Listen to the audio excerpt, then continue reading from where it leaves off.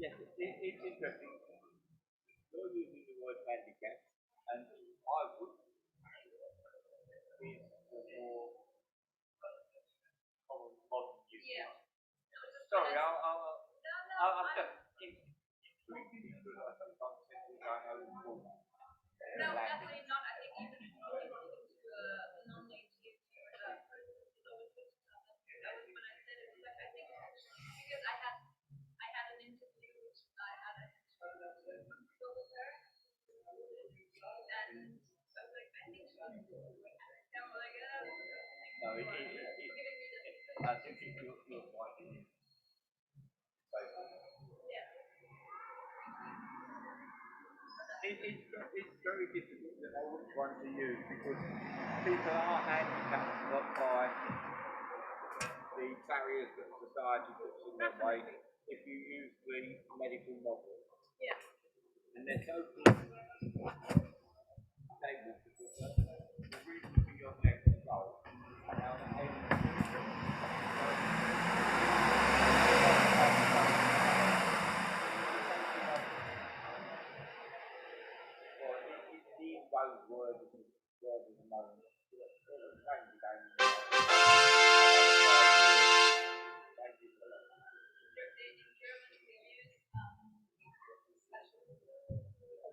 yes, but we have to concentrate in English.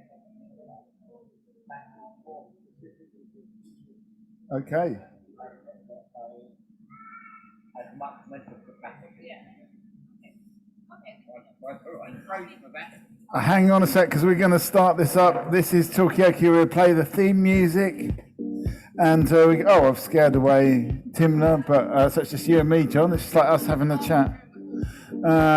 Hopefully we'll get some people joining us online. We're about to start up this chat. It's our monthly session. I'm just going to just do a last minute plea to those people online to actually come and turn on the cameras. And then we're going to start. So this is Talkaoke Pop-Up Talk Show. It's sometimes it's nice actually just to sort of like have a bit of a soft start, and because it means there's no pressure really to sort of like get straight into a subject. We've got one person on the table. My name's Mikey. Tell us your name. My name is John. John, welcome. Yeah, I don't know how much you know about Talkaoke, but you can really talk about anything you want to talk about. It's kind of up to you. I did notice beforehand there was a little bit of pre-chat about this and that subject, but it's kind of up to you. Have you got a starting subject for us today? Yeah, my starting subject today is how curious the English weather is. Last week it was beautifully sunny. I know. We always get it.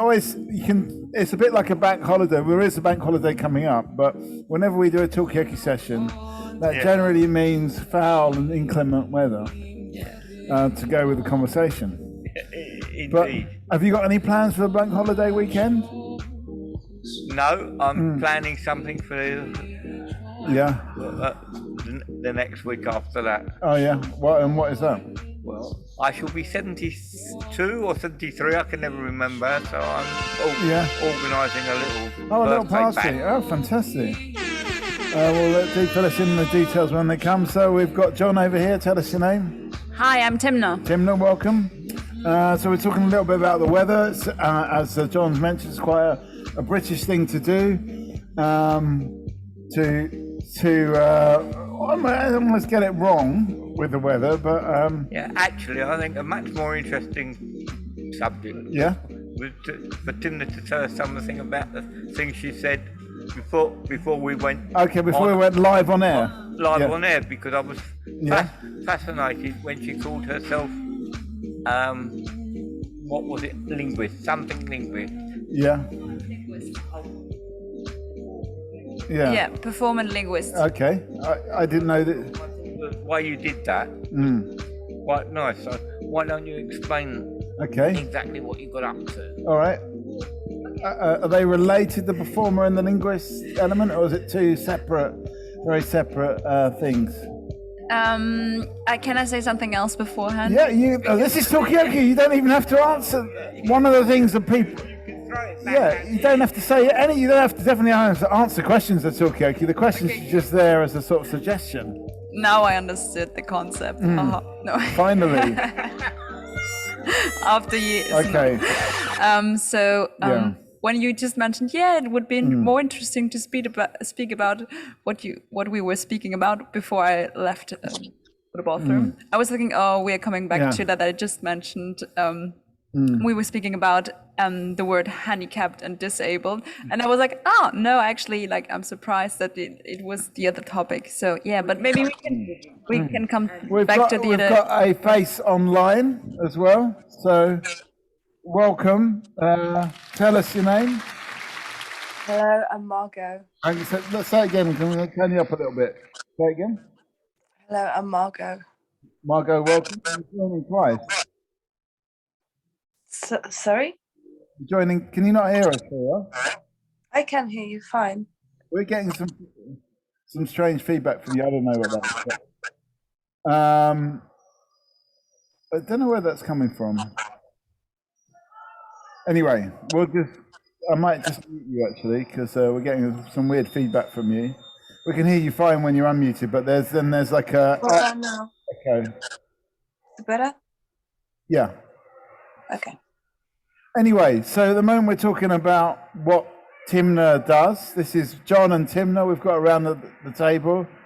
And we're talking about Timna being a performer and a linguist. We just really kicked off, so you joined us at a really, I don't know, a kind of an embryonic moment here on Talkaoke. We'll see where it goes. Timna, back to you. So back to my story. So I always want to say when people ask me, what are you doing? I say, I work with languages, no matter which one languages, like body languages. But then I think people are more satisfied when I say like, I'm a performer linguist. So then, and then I go into detail if they want to. But when I say, I'm working with languages, it's, I think too less specific. The way I explain it. Doesn't that start a bit of a conversation going? Of course, but sometimes I don't want to start a conversation with you don't want to start a conversation, okay. So that's the right thing to say when you're sitting around this table. Yeah, I mean, I'm somebody that pretty much always wants to start a conversation. So, but I sometimes, well, especially in the early days when I didn't really know how to explain what I did, people say, what do you do? And I just say, pop-up talk show. And there's Laura with the snacks. We're talking about what do you do? We've just heard that Timna works with languages. She's a performer linguist. What about you, Laura? I am... Currently, I'm a snack provider. Yeah. Yes, how long have you been in that role? It's been a while. It's on and off job, so it's not very regular. It doesn't pay very well. No. But I can snack on the snacks as well, so that is really good. It's fine. I just had some inside. But besides that, I'm a visual designer, or I was looking for a right description of what I do. Do you find it hard as well I mean, when you go to parties, do people ask you that question, what do you do, and do you find it hard to actually explain it? If someone really cares to find out, because if someone asks and I say graphic designer and they're like, oh, okay, fine. But actually, I found out recently, that graphic designer is not a right description for me, because everyone just thinks directly, straight away about like marketing and advertising and just designing logos and flyers. And it's so much more than that. It's just about like designing visuals, everything that you look at, like that involves graphic design, either a bad graphic design, Yeah. but it's in everything But that it could you be see bad with your graphic eyes. design, but it's graphic design nevertheless. Okay. So it's in architecture, it's in web design, obviously, but in books, and it's everywhere. So it's very broad, and it's very hard to describe. I'm still finding myself in it. I mean, how do you feel about bad graphic design? Does it offend you, or you just can look the other way? But what would you call a bad graphic design? Because sometimes there are things I don't like that are very, very popular. And I would call it a bad graphic design. Like but what? right now it's becoming popular again, like very contrasting neon almost colors that crash together and maybe are not very eye pleasing, but then, like, for example, Like these pink nails. and red. Yes, pink and red together. Yeah. In a fashion industry, you would say dark blue and black shouldn't go together, or pink and red shouldn't go together. But then now it's all about breaking those rules and finding it new. So I guess it's about if there is an intention, it's a good design. If there is no intention and no paying attention to details, I guess that you would call it bad design then. Or if it's like completely misses the point that you are advertising like, I don't know, healthy food, and then you put an image of, I don't know. Yeah. I think one of the you just sparked something off in my head, because I look round and I see so much of what I call Lego architecture. Lego architecture. Because everything is based on the patterns that people have made with blasted Lego. Everything is sort of square and all hard lines. And we were always taught, take the edge and make lines softer. So I think somebody who did, the person who designed Lego has actually caused a decline in the standards of architecture. It seemed like a good idea, but maybe not so much now. Oh, stranger. I thought we had a new face to say, well, actually, you've just scared 2/3 of our audience away. Anyway. I really, when you look, we've got so much modern building going up around us, and it's all based on the oblongs of Lego bricks. What do you think of this one behind us? I'm going to be living in it, so I'll get used to it, but no, I don't particularly like it. Okay. Like Lego. Oh, was there a comment online? Yeah, I like Lego. You like Lego, okay. I like Lego, I don't like the Lego architecture. Do you think, has Lego inspired the architecture of London? I don't know, maybe that can happen more maybe it can happen more. I don't think there's enough Lego going, Lego inspired architecture, because I really like the block colors and these kind of like wacky, color clashes. Okay. I would probably put pink and reds together as well, so I'm glad that Laura's not there. Laura's just saying she doesn't like the wacky colour clashes, but anyway. But I like them, so don't tell her. So there you go. Okay, so come and have a seat on you can smoke that on the table. Well, I say that, does nobody mind, do they? There we go. So, it's a terrible thing, and I wouldn't want to advocate it. Yeah. So I'm going to light up. Anyway, tell us your name. Ian, we got Darby. Timna, we got John, and Mikey. Come and join us. Timna. Yeah. We've been through it earlier on, but we can go back to that. But at the moment, the subject on the table is: do we live in a London of Lego architecture? John likes Lego, but he doesn't like the Lego architecture, the blocky architecture going on in modern buildings. Margot likes Lego, and she likes wacky color combinations. I think it would be more interesting, just because I'm seeing the building we were speaking about, if it would actually have the same colors as Lego, because now I think I'm missing colors. It's a bit too grey. Is that what you're saying? Yeah. Looks a bit sad. Any thoughts? Yeah, I mean, it's very checkered. They've gone to try and make it less than a one colour, but I think you can soon get fed up with the conformity.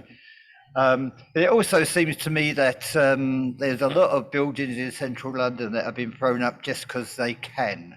For instance, the gherkin, the cheese grater, the walkie-talkie, and they're all very nice buildings, but they just seem to be architects contemplating their navels, really, or believing their own press. Okay, so you think those more kind of iconic buildings are a little bit too much just of a show off, and they're not really. Yeah, I don't quite see the point of them. You know, then what's the alternative? We heard in an earlier Talkaoke session there's actually a cucumber town in Russia. Maybe they're the ones who should have the gherkin skyscraper. Is it populated by cucumbers? There's a lot of, Little gherkins. Yeah. I've got a point from Margot online. Sorry to ignore you there, but we were just getting into the gherkin. Have you got a gherkin and a cheese grater in your kitchen? I just hope that the people in the cucumber town, they're not gonna like activate the cukes. That's the main concern that I have. But apart from that, do you remember there's a big warehouse of Amazon, I think, somewhere on the way up to Lancashire or somewhere like that. Maybe you remember it, Mike. But it looks like it's almost camouflage because it's got the same color as the sky. So it kind of like blends with the landscapes in a way you can't see it, but then when you see it, it's not just any old building, it's the Amazon warehouse. And I don't know how I feel about that, but it's a bit weird. So I like big blocky colors just standing out, cutting definitely away from the landscape. I like that. What about if this building was sky colored? Would that work? Would that make it feel blend in a bit more? I'd probably walk into it. Quite literally. Yeah, if it's sky coloured. Okay. Plane to land on it. Okay, so it's a bit like one of those things, a bit of a hazard, a trip hazard or something like that. Perhaps some exaggeration, I don't know. Yeah. Well, I guess, I mean, do people walk into the sky coloured Amazon warehouse? Margot, that's one for you. Oh, you probably don't know because you only go past it on the M1. Maybe that's like a recruitment strategy or marketing strategy. People didn't know it was there. They walked in and suddenly they're in Amazon. Okay, so it could actually be a marketing strategy to walk into the place. I think they're probably in danger of being sued by Sky, aren't they? I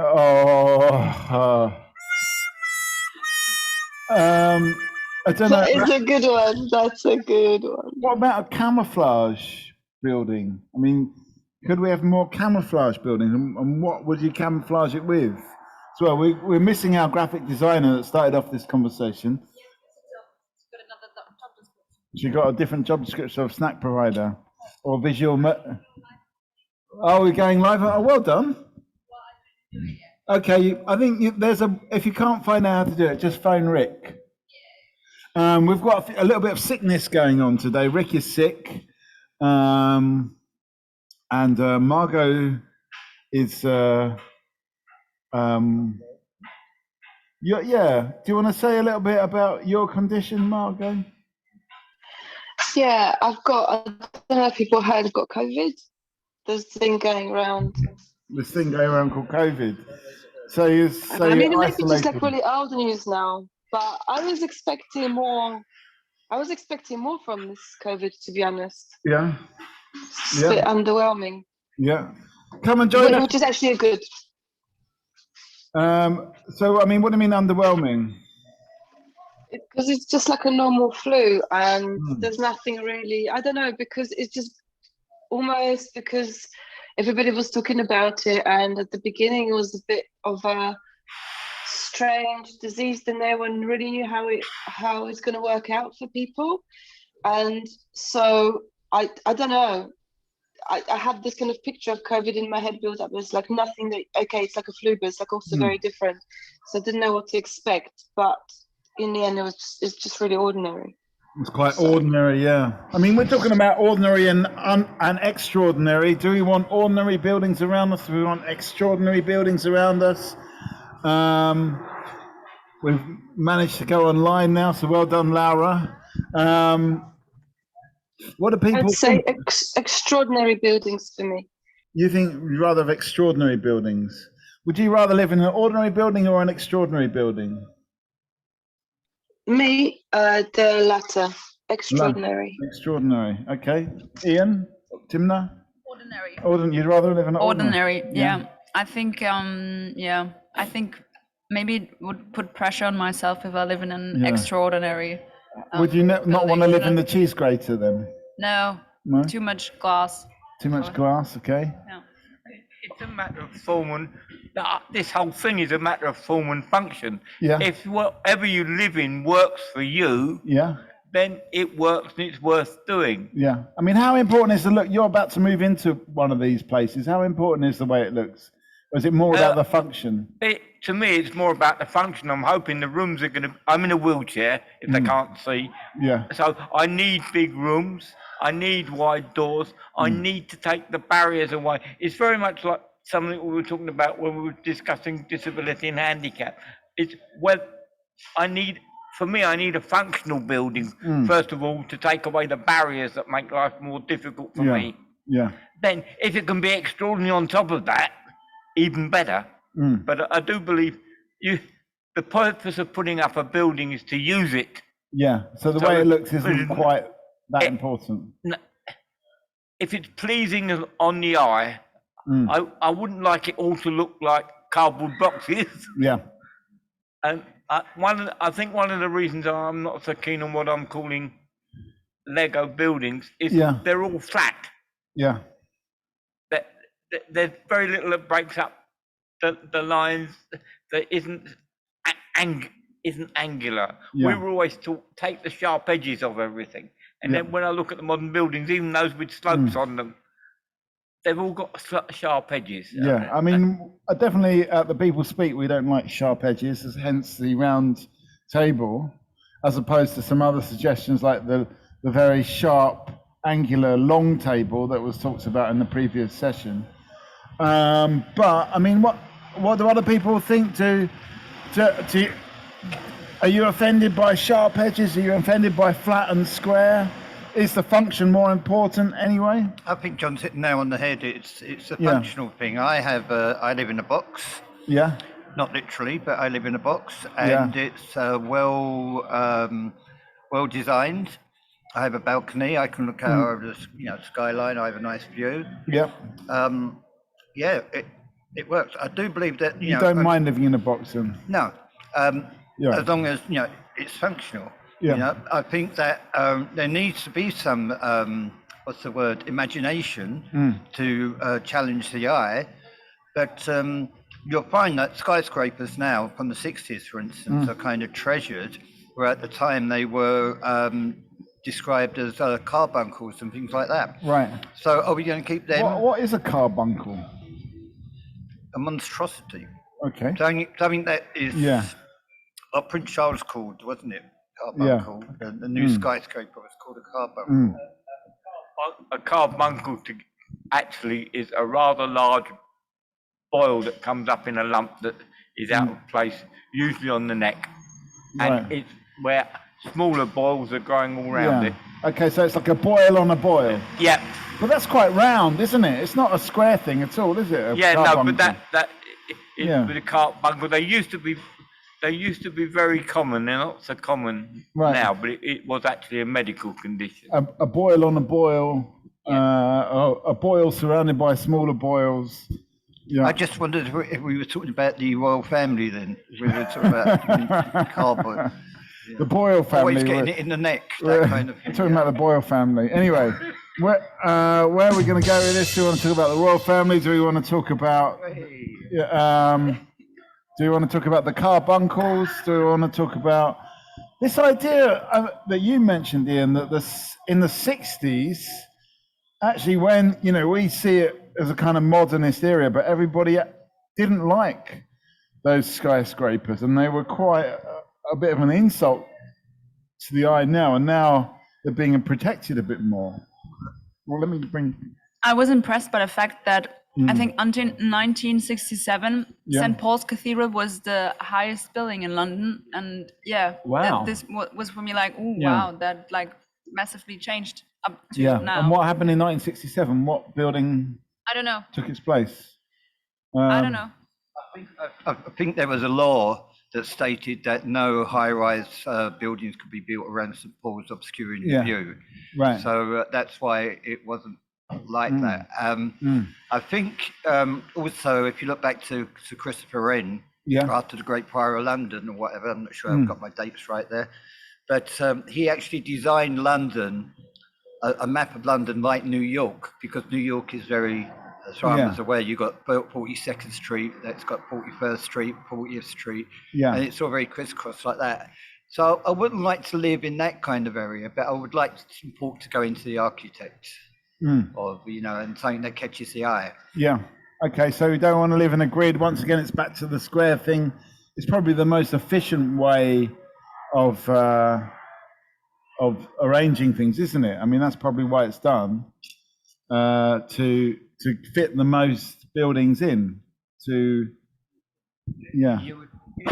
It's quite possible, but now I think it's all done because designs are done on computers, and that takes away all bits of uniqueness. What makes me say that is in the Second World War, that they had the American Ford Company make Spitfire engines. Right. And it took the American Ford Company 18 months before they could actually build the engines, because they had to do all the drawings, because the drawings couldn't be done, the bits couldn't be done on the factory designs, because if they did it at Rolls-Royce, if there was any one engine had a problem, they'd say to the engineer, this is not quite right, and he'd just come along and fix it. What, you mean with a eraser, or they didn't have any drawings, or what? No. When Supermarine built the Merlin engine, they built it to a general specification, and you know, like whenever you get any machine, bits, not everything fits exactly, even if it's made the same. Yeah. In the Rolls-Royce factory, they could just come along and the engineer say that's not quite working right, and he'd sort it. When they took it to America to make it like a Ford engine, because it was all done by dies and casts and more mechanically than in the Supermarine thing, they had to redo all the drawings so they were so exact, because they couldn't just go along to the engineer and say, fix that. Yeah, shave a bit off this, or you know, a bit of WD-40 will sort that out. Yeah, and I think we've got the whole thing coming with everything that's done now. It's all done by computers for ease and quickness, and it makes the limitations. So it's a little bit inhuman. Getting that way, yes. What do you think of the architecture around here? Any thoughts? No, I don't think. So what would be? Is it all too inhuman now? Is it? Is it because of computers that we've sort of lost that human touch? Isn't it about money, really? Isn't it? You have a basic design, you replicate that, and you've got. You know what you got. You know what you're going to be doing, and so the same kind of building is put up everywhere. You know, design and cost, isn't it? You know. I would imagine that something like the Gherkin would cost a lot more than a square building. Yeah, a round building costs a lot more than a square building. Apparently so. Although I'm pretty much agree with you, but I wonder how much more it costs, because I guess, you know, if you want to put a bookshelf up in the Gherkin, you need to get a special round. You can't just go to IKEA, can you? Because it's got to be a round one. So yeah. I'm just asking myself if there are any flats, because I think the reason why there's so many skyscrapers in the city of London is because of related to the tax, how do you say, reduction. So I'm just asking. Tax reduction. Yeah, the city of London has, comparing to any other boroughs, the companies who are based in the city of London better tax. Taxes. Okay, so it's about paying less tax. I didn't know that, actually. I'm not sure that that's right. Because the mile that makes up the city is one of the least populated, but they get more money because of the business rates. Right. It's not because of people living there, because I think it's actually got the smallest population in that mile, which is actually the city of London. So I'm not sure that. Okay. I mean, what do people think of the City of London? Is it a nice place to hang out? Are there people in all these offices anymore? Are there people in the offices anymore? Are they? A friend of mine, he used to, I think he might still own it. It's called, I think, Nuzu Kitchen, and he told me people are still not in the office, so he's like shutting down his business. So he's got like a restaurant or something. Yeah, it's called, I think, Nuzu Kitchen or something like that. But there's no one there. Yeah. So there isn't actually people in these offices anymore, or at least not coming out to buy the food. So Back to Margot's cargo. Back to what? So we're back to the COVID effect. Yeah, the COVID effect, exactly. Margot's COVID, yeah. Let's not underestimate the feeling of community that goes around buildings. I'm astounded. You know, I think one of the reasons I don't want to live forever, although it's impossible, is that buildings change so quickly, especially in this part of London, in central London. You know, when I was at university, I'd be home every other weekend and there'd be a new building. Yeah. And you can't, you know, imagine the street that when you was born, whenever that was, and then look at it now and it's probably a totally different place. So you lose your sense of identity. And I think that the whole thing about building is that you have to try and encourage a sense of community and identity. If it's very sterile, then perhaps that's a harder thing to do. If the area's got character, then the buildings should have character. Yeah. And that's why they made a mistake with the thing here, because they tried to put the tail tried to wag the dog. In painting an area, you don't introduce character. The character in that area produces its own environment anyway. Okay, so the building sort of grows up in a community. It doesn't just grow up by itself. It's actually part of a bigger community. And if you get a community that's already established, I can think of several marketplaces that have become trendy, perhaps Hoxton. Yeah. You'll find that the death of that community is when that big finance finds out it's a trendy place to be, and then they go in there and start building the boxes because they can charge more rent because it's just down the road from Hoxton, or they want to cram people in so they get more money back. Yeah. And it's the death of a community is the stereotypical buildings that are in it. So, you need character around you. So what about this community? Is this community sort of like on its last legs because of what's happened here, and because they've painted this? And that's another question. What do people think of that? Is that the tail wagging the dog? Is it helping to bring community back? Do you kill a community if you just kind of rebuild it suddenly, overnight, or too quickly? Okay, Margot. Sorry about that. Margot. Yeah, I mean, now I've got a mouthful in my mouth, so apologies, but I actually disagree with Ian, because I think that people want to live in quite plain areas, almost like they are factory new. I really do think that, because with so many changes around us, and when you take say an area where there's a community, there's always there's a black history, there's always this, that, and the other.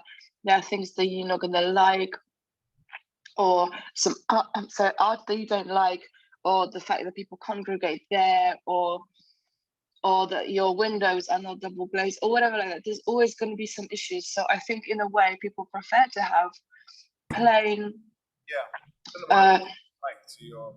kind of thank you for the mic, plain, ready-made, almost like standardized places to live, kind of like, I don't know if IKEA is a good example, like a hotel room, because I also think it's really reflective of the times that we live in, where it is quite hard to put down your roots and have that history. People move around all the time for jobs, for money, and so having a piece of I had a friend who lived, who travelled a lot, and he stayed in hotels a lot. And he said, "I love the hotels. I just love it. I want to recreate that vibe in my house as much as I can." So how do you recreate the hotel vibe in your house? Keep it plain. Don't put stuff on the walls. Keep it beige. Put little chocolates on the bed. Functional. That little thing, I suppose. Hello, welcome. This is Talkaoke. We're talking about this area. Does building all these new buildings that are essentially boxes, does it actually, does it improve the area? Do people actually want to live in ordinary buildings or extraordinary buildings? And how important is the way it looks? Is it more, I think Margot is saying people actually want to live in a kind of almost like a hotel room where everything is simple and easy to understand. That's what we're talking about at the moment. We got John, we got Timna, we got Ian. I'm Mikey. Tell us your name. Saj. Saj, welcome. And we've got Laura here on the snacks, but do come and join in on the conversation as well. I think you're taking your snacks provider job description a little bit too seriously. Doing a fantastic job for sure. So there we go. I'll move those away. It's a bit of a tricky moment because we're just coming to. We're just coming to the end of Ramadan as well, aren't we? So, you know, it's like, and the end of the day today. But have you got any thoughts on that, Saj, or do you want to just hang on in there, pick up the conversation? Well, yeah, I think it depends on what people actually want. Yeah. But personally, I prefer something in between, like semi-rural and semi-city. Yeah. Like, I want something in between. So you get a bit of both. Is it too urban here? Is it too kind of built up? I think it's not too. It's leaning towards the built up side. I think it's not urban, but it's not too built up either. Yeah. So I think it's sort of like getting to the build up side. And do you care what your house looks like, what your building looks like? Yeah. It's where you live. It's basically where you sleep at night, where you wake up in the morning, where you go to when you're happy, when you're sad. Yeah. You know, it's a place where you spend at least half the time you're around, you know. So, you know, it's important what it looks like personally. Okay, you say it's important, Ian? Yeah, can I just say, since we mentioned Ramadan, obviously Ramadan Mubarak to everyone. Yeah. Big shout out to my local mosque, which is in Lansbury. They came round the other day and they delivered food so that we could share iftar with them, and which I thought was wonderful. We had a chat about them being Muslim, me being Christian. Yeah. Wonderful, really nice people. Secondly, back to this point, there's a building, I believe it in central London.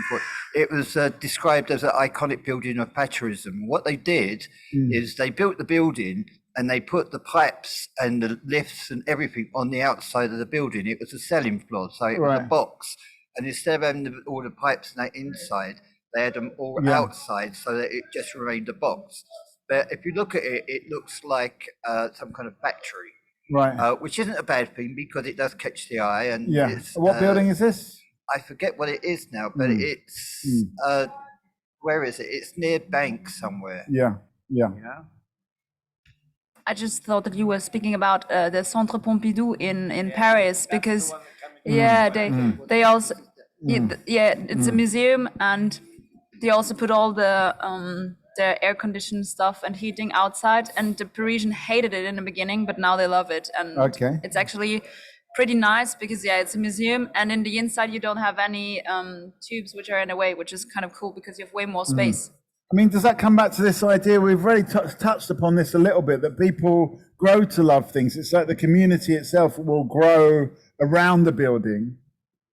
I'm just getting a yes. I'm going to come over to Laura. No, because I wanted to also add to that, like with the Centre of Pompidou, all the pipes are outside, but also it's from the technical side. I don't know how cold it gets. I don't know if they have any issues in the winter, but for example, that wouldn't work in Poland, because if the pipes with water are outside of the building, we get -20 in the winter, so it would just be a huge disaster, and not very good solution. So it really depends. There is this thing with like where the design meets practicality as well. Well, I think John said form meets function, didn't you, earlier on? Yeah. You've got to think what the building will do and where it is. It's no good building an igloo in the Sahara Desert. Because it wouldn't last more than the night. It would very quickly dissolve, wouldn't it? Yeah. Okay, so it's got to be. I mean, but what? Okay, well then we can. Okay, we're not talking about building igloos in the Sahara, but are the buildings here appropriate for the community? Is this? We kind of started off with this, and let's stick with these buildings, and maybe even this street here, and the wider park area. Is it appropriate for the community? Is it like an igloo in the Sahara?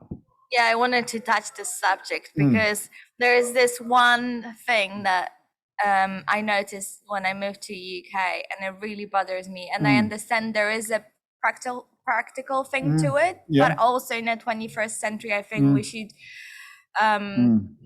find new solutions. And it's the windows. I hate windows in the UK. I think it's the worst idea ever to have them open to the outside. I understand this is the rain doesn't come inside, but to clean it, if you live above the ground floor, it's just horrible. Then they don't open properly, they are too small or too big, or you don't like windows. Clearly you don't like windows. I don't like windows in the UK. I love windows in Poland, and I love different old about windows. The Polish windows?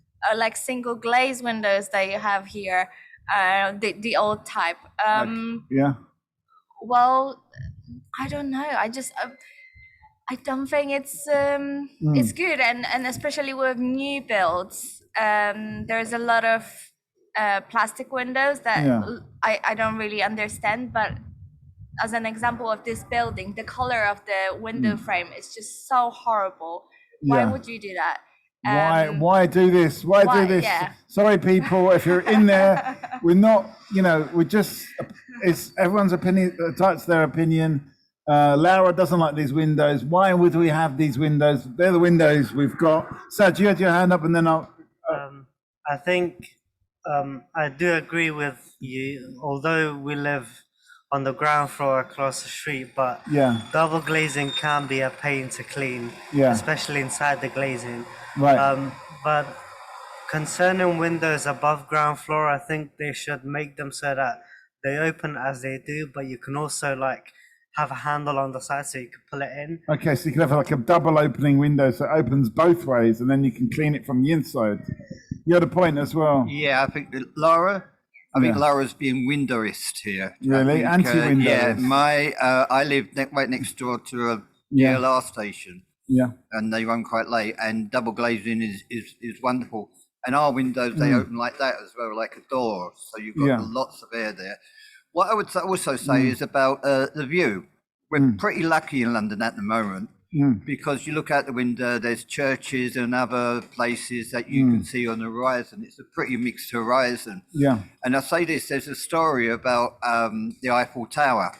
When the Eiffel Tower went up, there was a critic that said he hated the sight of it. It was a terrible carbuncle, as it were. And one day he was having dinner in the Eiffel Tower, and somebody said to him, well, if you hate the Eiffel Tower so much, why are you having dinner here? And he says, well, it's the only place in London, in Paris, that you can't actually see it. Okay, got an eyeful there. But anyway, so, I mean, where do we want to go with this? I mean, some people are upset by windows, people are upset by the Eiffel Tower, they're upset by churches. Did you want to say something? Tim, did you want to say something? Yeah. I just wanted to know how do you open windows in Poland? Because in Austria and Germany, we have the ones where you can pull them out like this and you open it like a door. The same in Poland. What, you mean they open inwards? Yeah. Okay. Always. All right. Okay. Well, do you get troubled by London windows? Are you troubled by the windows? You are. I think the single glazing is only because landlords want to keep the costs low, because I have on one side of my flat, I have double glazing, and it's better because I don't have to put on the heat, and on the other side it's like way colder. But Laura's saying she likes a single glazed one. No, you're not. You don't like. Okay, wait. It's much more often here in old houses, not only old houses, but there's I moved so many times, and most of the places I lived in there would be single glaze, right? And we would pay so much for heating, and now gas went up, which is even more upsetting. Sorry, because I thought from when you spoke the first time, you were saying you preferred single glazing. That's what I thought as well. Yeah. No, sorry. That is what I thought you said. I didn't understand that properly. Well, what do you think, John? Do you think we need to bring back the window tax to get rid of all of these windows? No. So, yes, there used to be a tax that if you had windows of bigger than a certain size, you had to pay the equivalent of an income tax on them. Nearly caused a revolution. No, not at all. Okay, I'll come to you in a second. If you look around London, in some places you'll find a window that's been bricked in, or a mural has been painted over it or something, and that's basically because of the window tax. They're still around. The closed windows, the tax doesn't exist anymore. No, I hope not. But I mean, maybe it would work to get rid of these undesired windows. What's happened here? Oh, we've run out of batteries on the thing, but Laura's on the case. I couldn't find the other battery though. Neither can Laura. Okay, online people, aka Margot, and those watching on the online thing. I couldn't find that battery. It was around somewhere though. Oh, you know where it is? Oh no, it's not. I thought it was in my pocket for a second. Right. Okay. Well, let's get on with the conversation. Are you off, John? Okay. While Laura looks for the battery, where are we going to go with this? I mean, should we have more say over what all these buildings look like? Yes, sorry, we're in. I'm going to pinch him. No publicity, please. I'm going to pinch him for 2 minutes. All right. Okay. Well, hang on. Before you do that, throw something into the conversation so that. Should we have more say over? I have got one thing that I would like to say. I don't know whether you've mentioned it, but one of your regulars, John Baker, passed away. Yes. Between the last one and this, I know he enjoyed these. Yeah. I know he enjoyed these sessions and would always throw in his 2 pennyworth. So just spare him a thought, please, people. Yes, that's a very good point, and we do miss John. And I'm sure he'd have a lot to say on this matter, as he generally did on pretty much every matter. But the thing about John is he would sit and listen. He wouldn't actually put his hand up to say, you had to really coax it out of him. But then he'd come up with a great long speech, which kind of encapsulated all the things people were saying with a little bit of extra thought. And then, exactly. And so... we do miss John for sure. I think he would have enjoyed. I think he would have enjoyed this evening's conversation. Definitely, because he believed in community. He actually said that people made the community, but you need the things to help get the people together. He wasn't just. I agree with that. Yeah. He wasn't just somebody who said it. He actively did it. Yeah. Spent a lot of time helping people. Absolutely. And I think I'm really pleased that you've mentioned John, and we do need to remember John. And in a way, I think remembering what he said is the best way really to remember him, because there's so many good ideas about how to get a community together and what it involved. And as you said, he put his money where his mouth is. Definitely. And actually did stuff in the community and was very open. He had the workshop down here, number 53, and anyone was welcome to come and be creative there in any way they wanted to be. So that's great. I'm really pleased you mentioned it. Thank you, John. Well, I had to do that. Yeah. So, Margot, I don't know if you can hear us online. We are. Yes, I can. Any thoughts on this subject? On John Baker. Yeah. I mean, I know that John was, quite mature in a way. Yeah. But it did kind of happen so unexpectedly, so it kind of stirred up all sorts of thoughts and feelings. And I think it's just such a tremendous loss to the community. Yeah, absolutely. And he will be so missed. I mean, like he's just been such a brilliant supporter of the People Speak. He almost always translated any kind of efforts, any kind of flapping around that we did. Sometimes it was like, oh, what's the point? He would just always turn it into a positive and encouraging, and he'll see the bigger picture. He'd be like, oh, but this is what you're doing. And you go like, oh yeah, thanks. He was like an interpreter to some extent. But yeah, what a great guy. Yeah.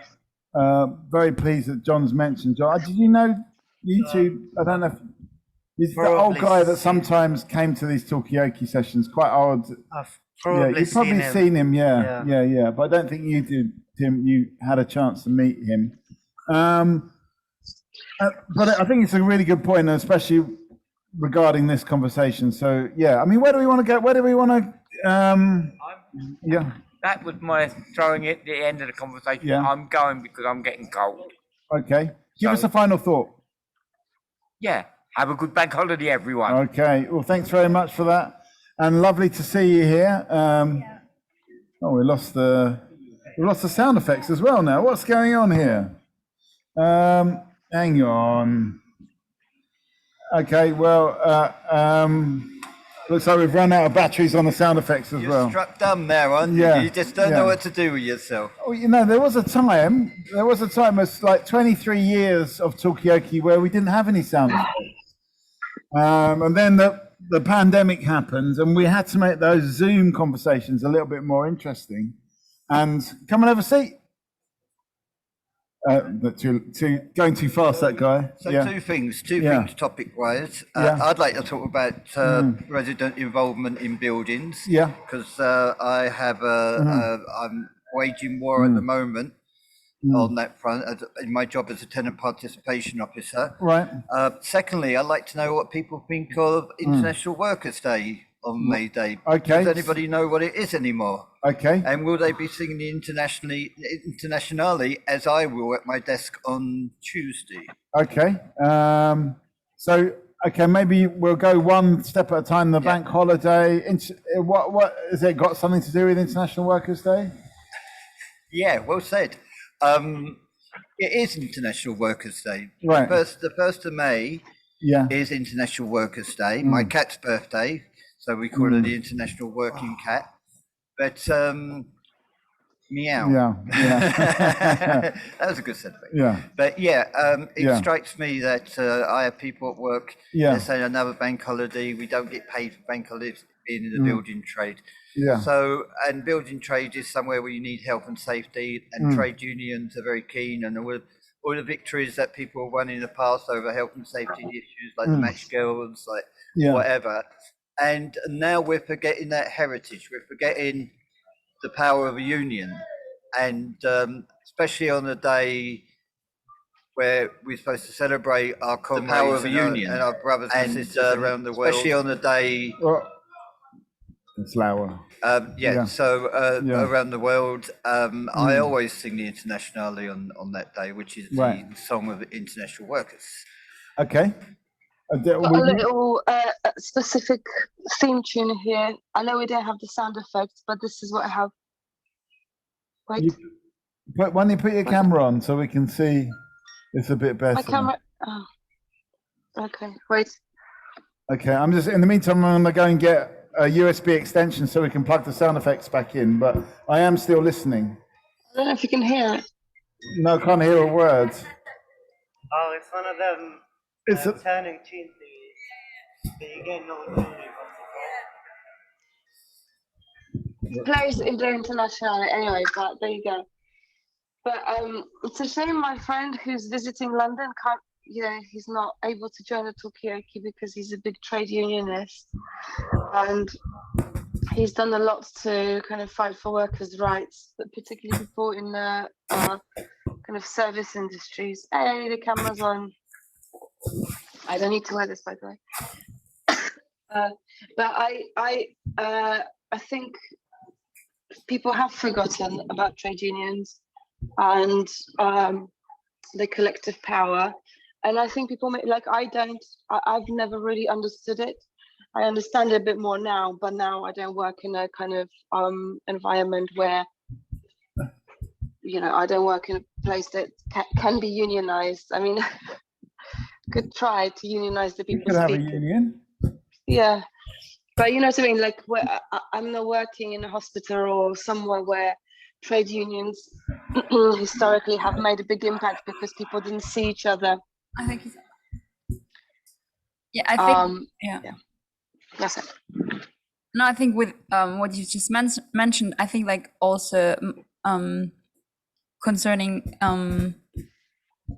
the rights of people who work. I mean, even if you don't, I think you might not have a union, but almost in every industry you have kind of a union. For me, the state also means like don't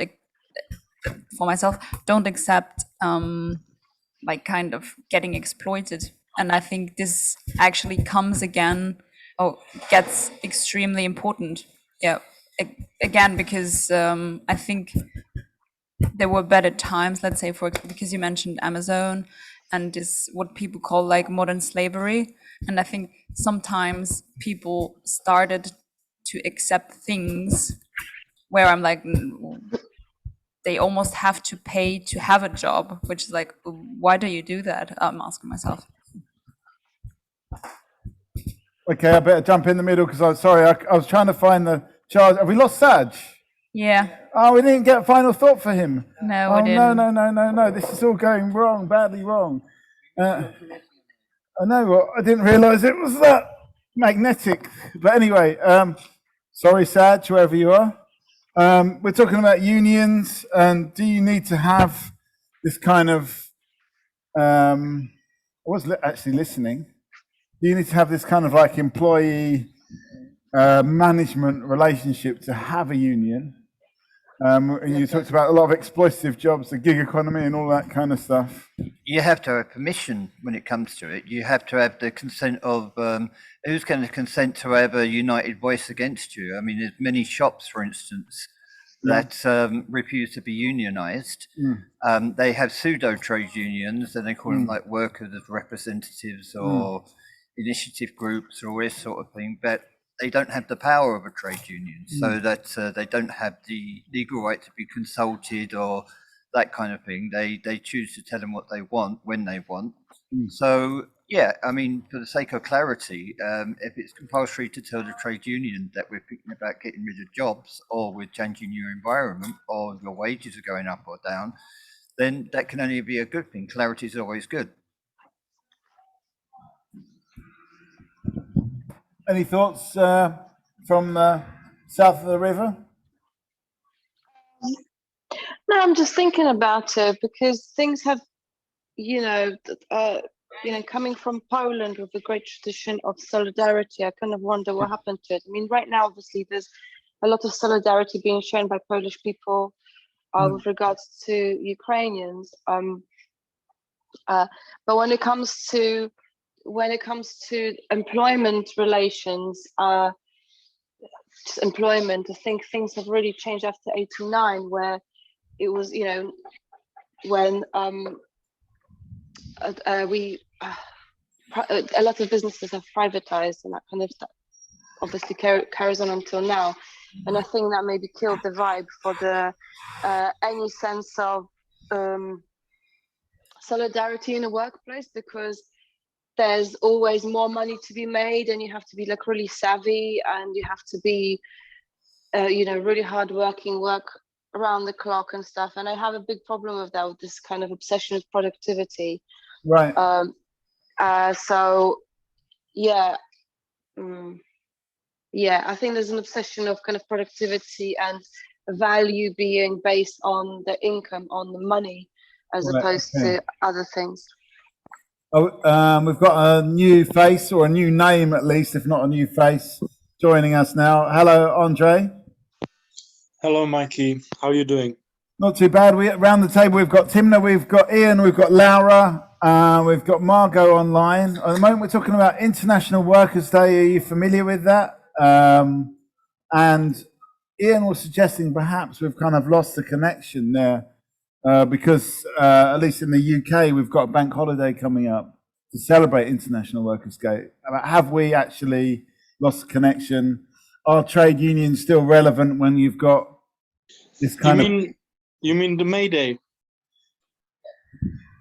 Yeah, May Day, International Workers' Day. Yeah. It's interesting because it commemorates the event that happened in the States, but in the States it's not celebrated as much as in the other parts of the world. What are you saying? It was invented in the United States? It was an event. What There was do you an mean? event where the police shot the workers that were protesting on the 1st May. Oh, really? And that's how International Workers' Day started, is it? Yes. Okay, when did this happen?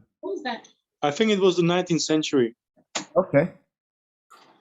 Okay, I mean, what do you think about, you seem to know a bit about it. What do you think about that? I mean, I don't know if anyone was aware of that around the table.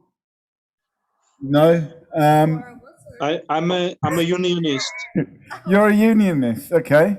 Yeah, so I'm pretty much in support of May Day. Okay. And unionists generally are. I mean, we're actually talking a little bit about, you know, what is the point of unions in the current era, and how do they work, and can they represent people that don't necessarily work for a big company, that maybe work in a gig economy? And you mentioned this a little bit, Timna, didn't you, that the union doesn't have to just be about them versus us, but it can actually be about setting standards and stuff like that.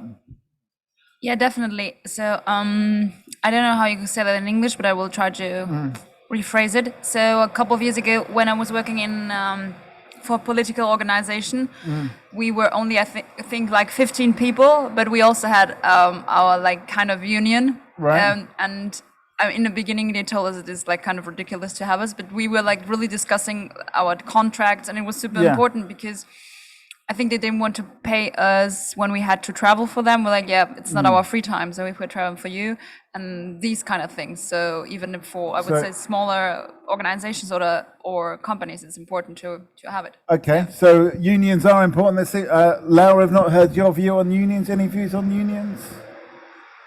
I mean, I agree with what has been said. I mean, we started off finding out that your job description is snack provider. However, you see yourself as a visual designer, graphic designer. Is that a unionized job? I mean, it depends where you work. As a freelancer, I don't really think I've been unionized at this point yet. There's a community of graphic designers in London that you can talk to, especially like as I went to university here, I still am kind of in touch with people from uni, so it's kind of a support group as well. But it's at the same time it's a little bit of a rat race because there's just so many graphic designers, and there's obviously a lot of jobs, but a lot of people want the same positions. So then it gets difficult. Sorry about that, online people. No, those are the sound effects. No, we don't that's want. the best. If we can find the USB extension cable, we can get the sound effects back online. And actually, well, talking about graphic design and students looking for work, it's a very big issue in UK and London. I guess in Europe in general, but there's this thing when people after uni or during university, they look for internships, and the thing is that not paid internships are illegal, but people still do it. And they do it because, well, the companies do it because there are people who agree to not being paid, while as in, like, if we would be a union, then we should all say we don't do it for free because it's illegal. Everyone should actually say no free internships. Yes, exactly. But people will still just agree to it to get the experience that they need instead of actually standing together and demanding to get paid. Okay, so free internships, that's an interesting subject. Andre, you've got your hand up. Yeah, I want to mention that I set up my union at Pret a Manger. Oh yeah, you set up a union Yeah, it was called PAMSU, Pret a Manger Staff Union. Yeah. And coincidentally, I got fired from my job. Yeah. And I didn't want to take it, so I went down the road of employment tribunal. Yeah. I was seeking legal advice on that. And in 2012, there was a free legal advice, but then the Tory government scrapped that facility. So next year, when I had my second employment tribunal, I didn't get any free legal advice whatsoever. Right. So I think unions are very important, and I like the example of Austria, where there is a nationwide union called Arbeiterkammer. It's sponsored from the state. State pays their activity, and they give you free advices. Right. And even if you come there as a foreigner, they also write letters for you in German. And it's a totally different approach than I experience in the UK, where the legal advice has to be paid for. Okay, that's interesting. So you're in Austria right now? Yes, in Linz. And you've taken up so this is like a national, almost like a government union or something like that? Yeah, it's a government union, but it really helps you, and it settles the money disputes for you. So the employer has to pay them the money, and then you get the money from this union. It's very good. Okay, so do you think we should have something like that in the UK? Definitely. Okay, and what's it called again? Arbeiterkammer. Arbeiterkammer. Yeah. Okay. Kammer means like a chamber. Arbeiter is worker. Okay. You seem to know as well, Timna. Yeah, come and get involved in this, Talkaoke. Are you in a union? Is there a boxers' union? I have no idea. I'm an amateur. Okay. Come on over. 2 minutes. 2 minutes. Come on. We got Timna. We got Ian. We got Laura and Mikey. We got Andre and Margot online. Mate, we're talking. Are you going to celebrate International Workers' Day on the 1st of May? I just want to say, by the way, this is Talkaoke Pop-Up Talk Show. We can talk about whatever we want to talk about. It's not a kind of communist propaganda channel. It just so happens that the people around the table wanted to talk about this because Ian was saying people don't actually acknowledge that the 1st of May is Workers' Day. It's just a bank holiday. But anyway, tell us your name, first of all. I'm Kevin. Kevin, welcome. Have you got anything to say about that, or do you want to just sit in there for a second? Any thoughts on this? Well, I'm happy there's a bank holiday, but I didn't know it was International Workers' Day. I just thought it was just a bank holiday. So it's a bank holiday. It's good that it's a bank holiday, but you are not aware. Come and join us 2 minutes. We've got Kevin. Look, we've got Kevin here. He's the one with the real bravery here. He's going to be a good amateur boxer. So at the moment we're talking about, you like bank. Are there enough bank holidays? Well, no. There can never be too many bank holidays, can there? Okay, I mean, what would be a good number of bank holidays? Every Monday should be a bank holiday. Yeah. Okay. It's hard to argue with that, really. Yeah. And in as well, if you can. Yeah. Okay. So maybe we could sort of move more towards that kind of level. Yeah. Yeah. Your reference to not being a communist propaganda thing strikes a kind of thing of soldiers marching through Red Square, which happens on every May Day. So what's happened is everybody associates with the regime in Russia, right, and the communism that took place there. Which I gotta go. And Kevin, give us a final thought. And honestly, this is not a communist propaganda station. You know, I didn't think it was communist propaganda, but I think I do now. Because you said so many times. That's how they bring it in. Yeah. Enjoy the bank holiday. Okay. Yes, you too, and keep up the training. Go on. It's good to emphasise that where the communists went wrong in that sense was the international aspect of it. Yeah, we recently had the P&O scandal where they just sacked them by text or something. Yeah, and it's like being dumped by text, isn't it? It's not, absolutely. Yeah. And people in Holland, in the ports in Holland, refused to load P&O ships in solidarity with these people. So where governments are going to be taken over by multinational companies, it's important that workers around the world support each other. Yeah. Because a lot of jobs go to poorer countries, so where it's cheaper, and that shouldn't be the case because they're obviously being exploited for their needs. So and I used to be a shop steward, and we still offer free information and that kind of thing. I've supported people going into disciplinary things, that kind of thing. Just sitting next to somebody and making sure they get a fair deal. Okay, so where do we want to go with this? Do you want to talk about the international nature of solidarity of unions? We've got a new international unionism is very important because the capitalism is global, and if it has to be conquered, it has to be an international power. Yeah. Okay, we've got I think is it Seppi Favort? At the moment. Welcome to Talkaoke. At the moment, we're talking about the upcoming May Day, and do people actually remember what May Day is about? We've got a bank holiday here in the UK, and now we've sort of moved on to this idea that actually workers from around the world should support each other. One quick point. I want to thank Margot for doing a bit for feminism there. You know what? This never happens. I never iron. It's not at the Talkaoke table. It's at home doing the cooking and the cleaning and the ironing. After all. Well, we've earlier on we've actually heard that Margot's got COVID, and that's why she's at home. It's not because of a gender-based division of labour.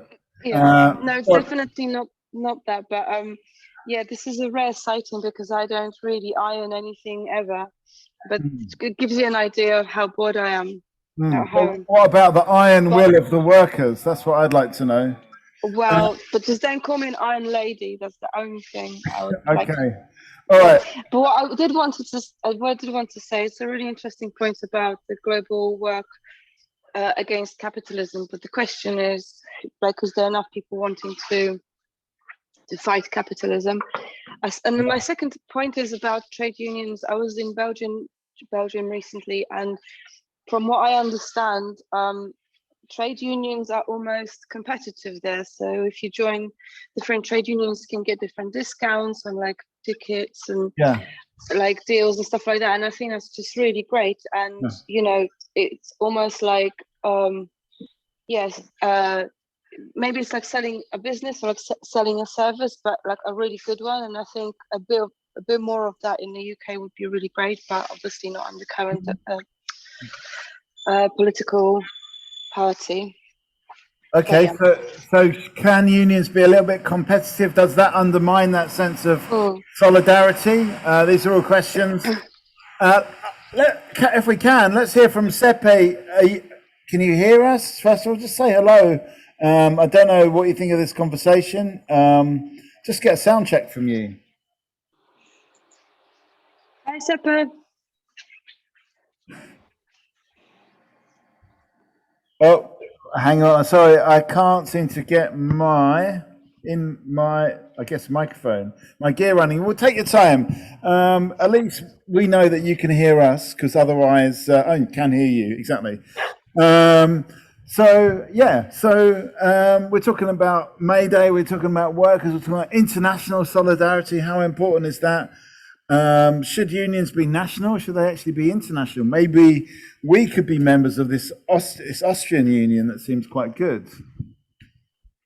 Yes, the Arbeiterkammer, so the Austrian union, is quite good, but I think I think you normally pay some part of your income to them. So and I think with international unions, it might be harder to think about the regional problems, because I would say sometimes the laws are quite different. So, for example, I think the Arbeiterkammer wouldn't be even work in the UK because it's so like the system is kind of different. Even if you think about, we also have a chamber for all the entrepreneurs, right? Which is completely different than how it works in the UK. Is it like a union for entrepreneurs?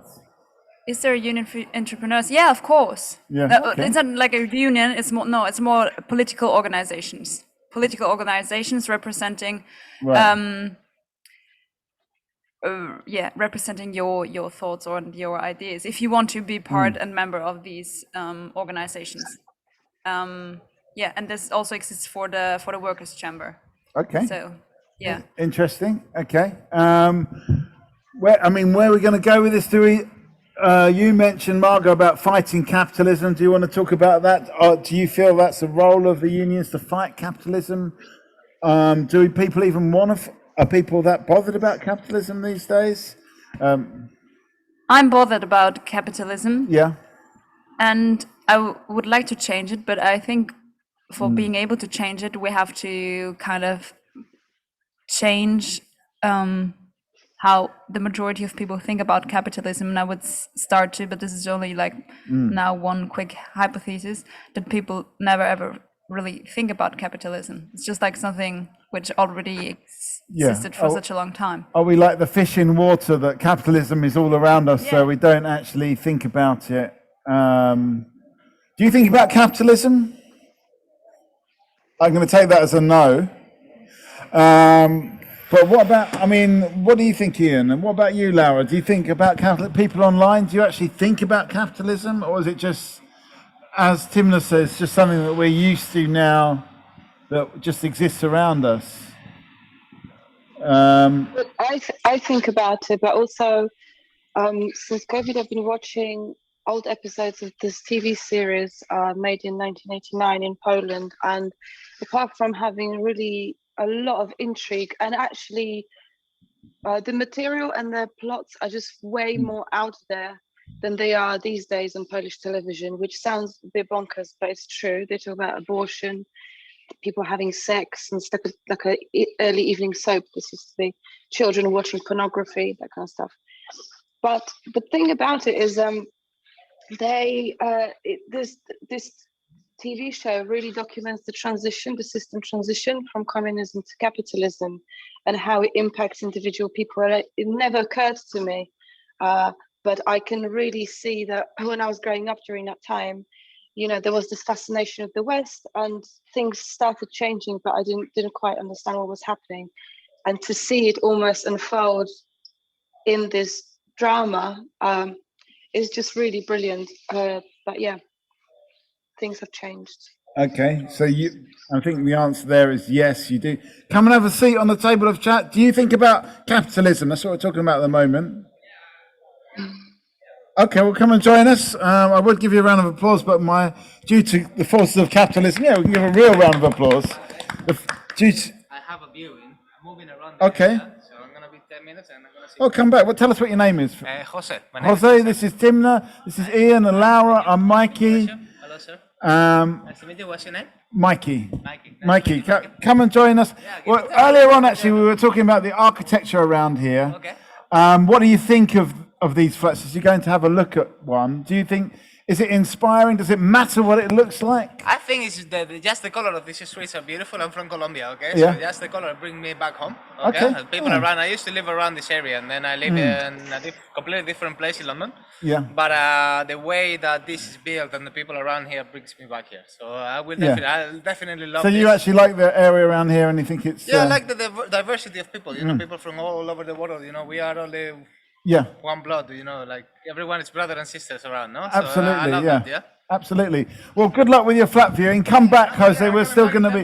Give me 10 minutes. We will give you 10 minutes, but at the moment we're talking about capitalism. I don't know. Andre, have you got any thoughts on the matter?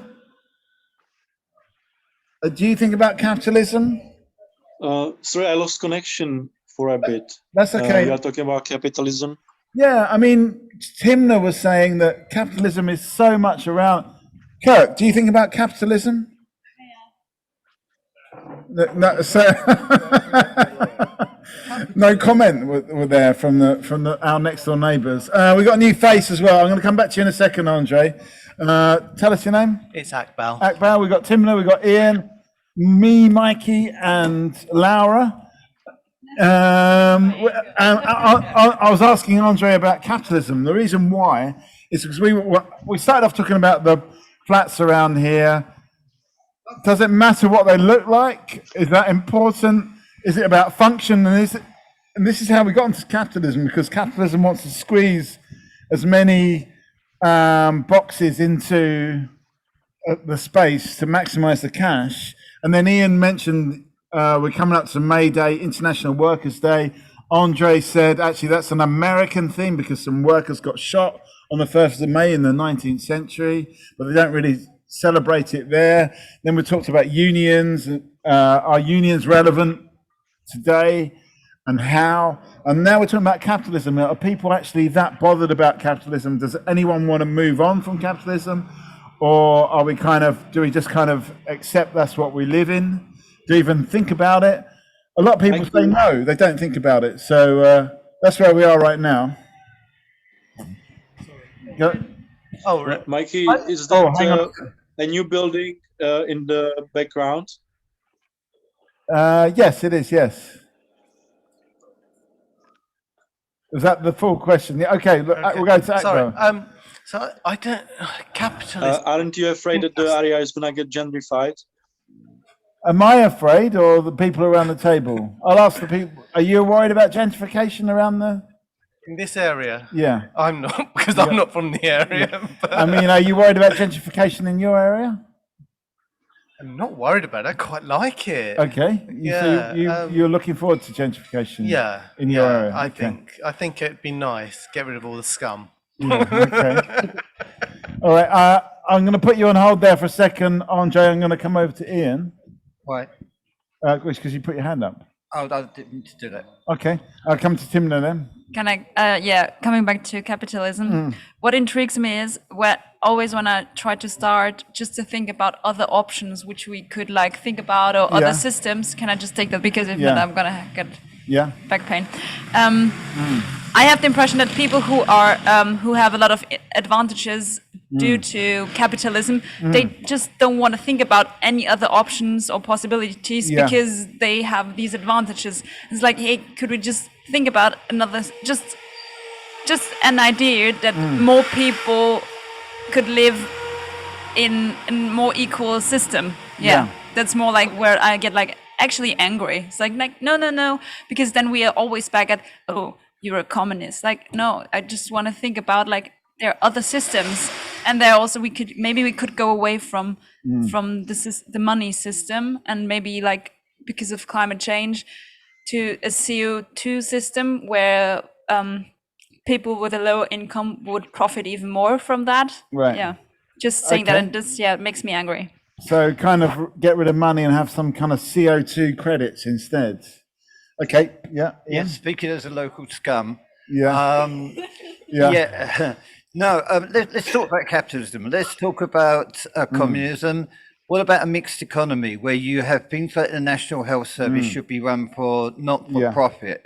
There shouldn't be people profiting out of water. It's a natural resource. Yet we have the trains that are owned by people own land, which is amazing because they stopped making that now, And to do that, you have to have the money to do that. There's ads in the paper that say, avoid the national health queues and buy private medicine. But surely it should be on the need of that person. I mean, if I could get in front of you with my dodgy knee and your heart attack, then there's obviously something wrong, isn't there? And that's where capitalism plays a part in our life, because we shouldn't be doing things like that so that other people could make a profit. People that sublet homes, for instance, and then go away and live on the coast, live off the rent. And don't come back and do their repairs, that kind of thing. There needs to be a private sector where we encourage entrepreneurship, but there also has to be a big public service where we provide the things that people actually need, like food, health, and security. Okay. So you're thinking that in a way, limit the reach of capitalism. Come and have a seat on the table of chat. At the moment, we're talking about. Did you know it's International Workers' Day on 1st of May, which is Sunday, isn't it? We're talking about that. Is that still relevant now? That's what we're talking about at the moment. What do you think about capitalism? Andre, you've got a point there? I hate global capitalism because it destroys our planet. And the answer to global capitalism isn't communism or socialism, it's environmentalism. Right. So what is environmentalism to you then? Minimizing consumption, making sure that there is low waste, using sustainable energy, cycling, you name it. But is that an economic system, or is it just people jumping on their bikes? I think it's a socio-economic system. Okay. Yeah, I'm not entirely. The thing is, the CO2 thing is quite good, but what it means is that the wealthiest people can minimize their CO2 quite easily. Yeah. And the poorest can't. Yeah. I mean, I can buy an electric car, I can put solar panels on my house, and I can afford all of that. Most people can't. They can't just do these things because they don't have the resources. And you have to be reasonably wealthy to be able to kind of minimize your CO2 and have the kind of lifestyle that you have now. But what about if you were just charged for the amount? I think this is your point, wasn't it? That if you were just charged for the amount of CO2 that you emit, and therefore the poorest people would actually be the richest because they emit the least CO2. Well, yes and no, because the poor, certainly in this country, maybe London's a little bit of an exception because public transport's better and so on. But outside of London, an awful lot of people drive a car. And driving a regular petrol diesel car is, you can buy one cheaply. Buying an electric car is significantly more expensive. Might be cheaper to run, but it's more expensive. Okay, I'm going to come to you in a second, Timna, but I know Margot's had her hand up for a while. No. I need to get home. I've just done give it 2 minutes. 2 minutes. What do you think? Do you think about capitalism? Can we live in a different system? No. What about the environment? No. It's a yes or a no question, really. But anyway, thanks for stopping for a brief moment. That's what we're talking about here. Every last Thursday of the month. Margot, do you want to just come in at this point? Yeah, I recently saw something on social media which said the best present is the present you didn't buy. And I thought, oh, that's so clever. Yeah. Let's not buy any more stuff. That's really environmentally bad. But on 13th of May, it's my niece's birthday. She's 14. Yeah. And at Christmas, I tried to give her a badge, which and I was trying to explain to her what it meant, but it was eat the rich badge. She really didn't engage with that at all. She didn't want to eat the rich. She didn't want to eat the rich.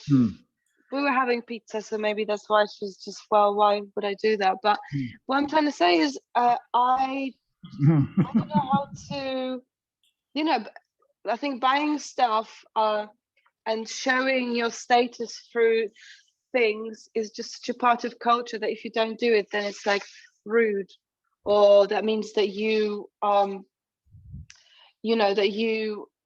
disrespect that person because you've not given them a birthday gift or something like that. And I think you'll be interested. Especially a 13-year-old girl. Sorry? Especially 13-year-olds. Yeah, I mean, exactly. I mean, even though she may even understand where I'm coming from, but I think the point of the matter is that she'll be still upset if she doesn't get a present. So, I'm just interested in people's tips on how to kind of overcome that. But I'm also excited for some kind of major cultural shift if it happens. I mean, could you pay for that burger in CO2 credits? And how would that work? Would you buy? What do you think about this? Changing the economy from money to paying for things by I don't know, CO2, not emitting CO2, and then that's how you buy your burger? Could it work? No, because you just buy it from what you're doing is buying your credits from poor people. Yeah. Okay. Yeah. Okay. No, let's just imagine in the world, Vrababab, you get like 1,000 amount credits of CO2, and every person gets the same amount of credit CO2. Then, for example, if the richer people want to go to the other side of the world, they have to buy it with CO2 credits, and then they would actually have to buy them in kind of a way from, let's say, poorer people, because they might because they have more CO2, and this would actually balance out the inequalities. Okay, so that's how isn't that quite a capitalist system though? It's just the capital in this case has just shifted from money to CO2 credits. Absolutely, it's people will, people have the capacity. The market will take over that as well. People will sell the bits that they don't use to people that want to use them. The people that can afford to use them more will buy them from them, and they'll just end up using the same amount of carbon that they used in the first place. So it's again this thing about markets, about how they poison things. So is capitalism actually about, or moving on from capitalism, about getting rid of the market and actually not having a market anymore? I don't know. What do people think online? What are you going to say, Akbar? I wonder whether capitalism is kind of changed. You don't have. I think capitalism has changed in this country, in that it's very hard for people to move up. That kind of social mobility has disappeared almost. You've got to have a certain amount of wealth to be able to move up. I mean, my parents came to this country with nothing and were able to move up. But I can't see a lot of people coming to the country now that have nothing and looking like they're moving up, Why not? They can't, because they're going to Rwanda, but, but... Where's my sound effects? I think it's just because there's so much money or so much power pooled at the top. Yeah, it's very difficult for even middle class people who, the average middle class person is right now worried about their energy bills and their this and that. And I think that. Are you worried about your energy bills? I'm not worried about my energy bill, but I'm in maybe a different situation. But I don't know. I think there's definitely an awful lot of people that are in that middle that are struggling, and there's always been people at the bottom that have struggled, but they just seem to be. So can't the system be a bit better, and how would it be better? I think there's this. I don't know how you describe it. Kind of like a kleptocracy type situation where people are just helping their mates at the top, and it doesn't seem to matter whether it's the Labour Party or the Conservatives. They all just seem to help their mates. They all are. They surround themselves with the same type of people, and if you're wealthy, you're gonna. I mean, we talk about all the sort of fuss with this current government and the dodgy dealings and whatnot, but the Labour Party did it with the Hindu-jers and this and that, and it's kind of, when you're at that level, those are the people you associate. I mean, is corruption an inevitable, at the top at least, an inevitable part of capitalism? Is that just something? No, it shouldn't be. I think capitalism, you should be able to succeed and not be held back because somebody else has succeeded. Grab the mic. Yeah, so I can eat chips. I was just thinking about what you mentioned with people wanting to succeed in life and they're working hard.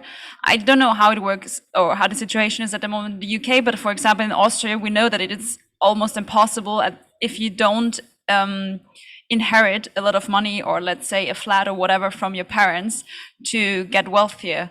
And I don't know if it's the same situation in the UK, but having this already, that actually the system, capital system, tells you you will ever actually, if your parents don't have money, you will never ever like kind of get wealthier if you want to, even if you work extremely hard, because you don't have like this, the capital, yeah. You definitely need that stepping stone, and it is capital, I think, to be able to succeed. But I think you just need so much of it today that it's hard for just ordinary people. Give us a figure. How much do you think you need? In terms of cash or assets? Cash, only 3% of the population, at least pre-pandemic, had more than £5,000 in the bank. But I mean, what about the assets? How much assets do you think you need to sort of like move your way up to the top? Nowadays, I would think at least 500,000. Right. Probably 1 million. Okay, so that's the world we live in. You need 1 million or cash. 500,000 to get by. To cash. Actually, the man over there is nodding. Do we live in has capitalism gone too far? Is the question on the table right now? Come and join us if you want to. Ian? Have we totally forgotten the idea of a meritocracy, where people get to the top because they have more ability in a particular subject? We all have skills. I'd also bring in two words here, and that's progress and aspirations. I'm a fiercely working class lad, God bless me. And I have no aspirations of owning my own property. I have no aspirations of working my way up the greasy pole to middle classness, whatever that is. And people, we're faced with this: buy something new, buy a new house. You're always going up. And the thing about progress is that progress seems to be in the accumulation of goods, when perhaps progress should be pointed in another direction, saving the world. Perhaps if we cut down on things, perhaps that in itself is progress in another direction. Okay, so we've got the wrong kind of handle on what progress actually is. Yeah. Jimna? I definitely agree on that. And I think that I always mentioned a couple of years ago that this kind of progress, which you've just mentioned, is not really sexy. And I think this system would only work if we get it, like, make it popular to people and say, hey, actually, and this would also, coming back to what Margot mentioned about giving a gift to her niece, maybe then she would appreciate also the handmade stuff and so on, because it's kind of cool and nice to have that. Okay, let's go back to Margot and Andre online. Any thoughts on the conversation as it's running? At the moment, I have no comments, but I'll join you soon. Have you got an idea about what that progress could be if it's not accumulation of money and goods? I think there are more important things than material things. What are they? Spiritual enlightenment, simple acts of kindness, reciprocity, things like that.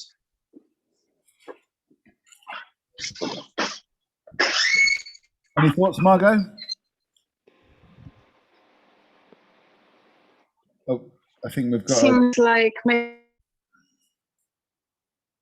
Can you hear me? Can now. All right.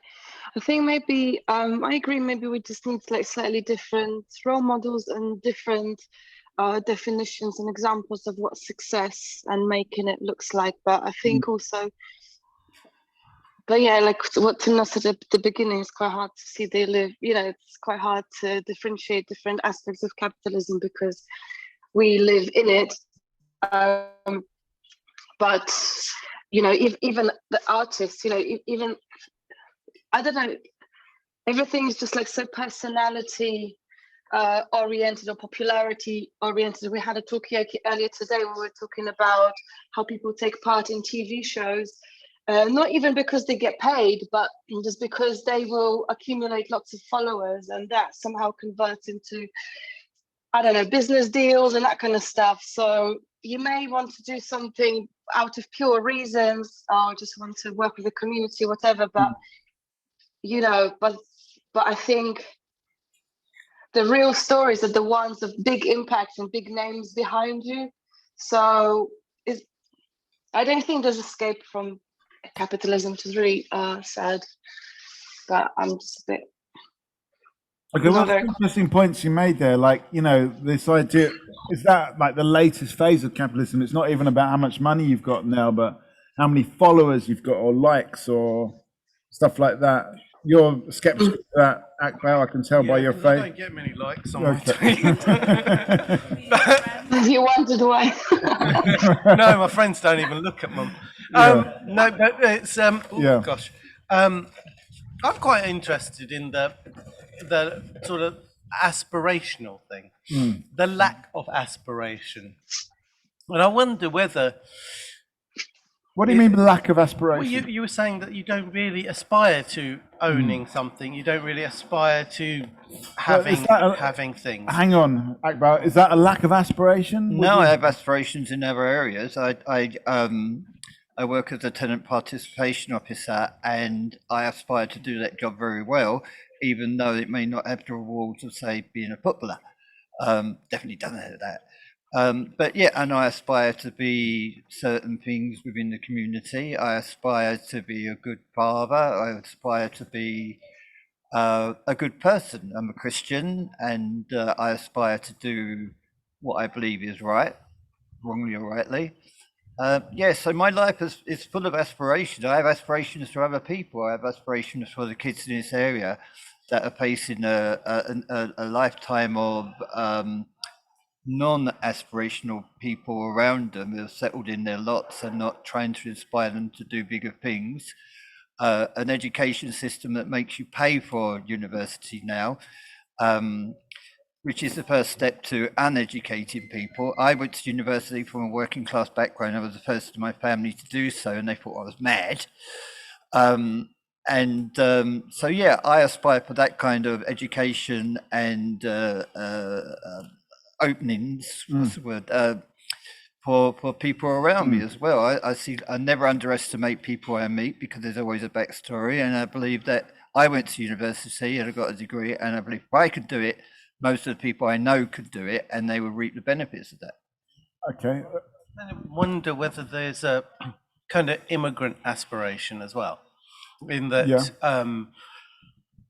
there's no luxury to have kind of conceptual aspirations. There has to be tangible. You need that roof over your head. You need that food on the table. And when you arrive in any country with no language skills and so on, you have to just build what you can. I mean, I know there are stories of people could not get a job, could not, through racism, through various other things, could not get a house, or could not rent a house. So they bought one, and because there was no other option. And certainly that's happened a lot in the Asian community, and the Irish community. All right, but what about this question of aspiration? Because you mentioned it. What is the aspiration for you and your family now that I'm guessing that you have got that roof over your head? Yeah. What is is the aspiration then disappear? Where does that sense of aspiration go? It doesn't really disappear. I think it's kind of built into us, and we can't lose it. In that we still want to acquire a sense of security in terms of making sure that we don't have to worry about bills, and we don't have to worry about all sorts of things. The pandemic taught me that there's just no way I'm going to stop working, because I don't have, despite the fact that I was never in any risk at any point of not being able to put food on the table and not paying my bills, ever, at all. I mean, I worked out that I had more than a decade's worth of savings to pay my bills. So I didn't have to worry about what is your aspiration? Is your aspiration still a financial aspiration? Not really. I think it's just to keep myself occupied. Right, okay. More than so you're anything kind of else. creating this sense of aspiration. And I don't think I can lose this idea. I mean, it may not be for me, for my kids or my grandchildren. Come on, give us 2 minutes, Josh. I will want them to be financially comfortable and to not have to worry about where the next meal is coming from or any of these things. Because you see it so often, and I consider myself incredibly lucky that I am in a position where I don't have to worry about the cost of electricity or gas or whatever. And there are there are so many people that struggle, and you got to do, you got to look after yourself, but you also need to be modest with it in terms of, I don't drive a big car, I do have a big car, but not that big. It's an old one. But shouldn't but I have a little one today. That you've got all this now excess aspiration, because the things you've aspired to, you've got. Yeah. Where's that aspiration going to go? Well, I kind of have ideas about. I'm looking at buying a house in maybe Germany or Austria, and that's something that I'd quite like to do. But that's more for my old age rather than right now. Let's move this around, because you did bring up the subject of aspiration, and we heard about what Ian's aspirations are, your aspirations. Can we ask you, Timna, what your aspirations are, and then we'll go to the people online? I think my aspiration is making this world a better place. Yeah. Okay, and what are the big things in that for you? One big thing is how I treat people. Yeah, and at the end of the day, can I watch myself in the mirror without saying, "Oh shit, how did I treat that person?" Yeah. Even of course, sometimes I'm looking myself in the mirror and say, "Oh, oops, what happened?" And the other aspiration, I'm the same like Ian. I'm not. It's not that important for me to owning a flat or something like this, because I even think it's the more you have, the more I have to care about it, and that's pretty exhausting sometimes. Okay, hang on a sec, because I'm going around, I'm finding out about aspirations, finding out what people say. Maybe this person here. What are your aspirations? Is that no aspirations or anyway? Look, Laura's just come out, so we're going to go straight to Laura. What are your aspirations, Laura?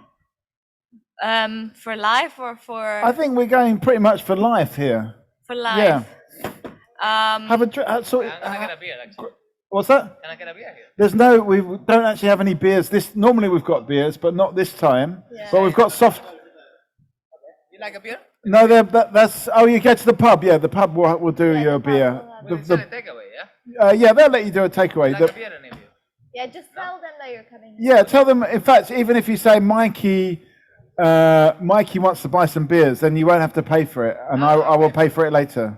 But I will have a beer as well. You like a beer? Yeah, please, yeah. Okay, anyway, we're talking about aspirations. My aspiration is for a beer, and it's happened. It's the law of attraction. You never let me finish. Yeah, sorry, Laura. I've got to work the crowd, this huge crowd. I've got to work the whole crowd. To keep everyone entertained. That's your aspiration, isn't it? My aspiration would be to always keep on learning, and also my aspiration is long term, because my grandma, she's incredibly active person, and she's a source of inspiration for me actually, because she's almost 80 and she goes skiing, camping, kayaking, all sort of cycling as well. So yeah, if I get to be an old lady one day, my goal is to be as active as her. So. In outdoor activities, or do you think you'll be doing different activities? Similar, definitely. I've been to Kew Gardens on Monday for the first time in my life, and it was quite incredible. Yeah. There was not a lot of tourists, but there was a lot of old people, and I thought like again, it's I wish to be an old person to be that will be able to go to Kew Gardens every Monday. Once every Monday is a bank holiday. Okay, maybe it will be free in the future for older people. Something tells me it's not going to happen. We're talking about aspirations. Timna's aspiration is to look at herself in the mirror and like herself or something like that, and not be too how I treat people. I think it's like in the end, it's like, how do you treat people? Yeah. Okay, and let's go to the online people. What are your aspirations?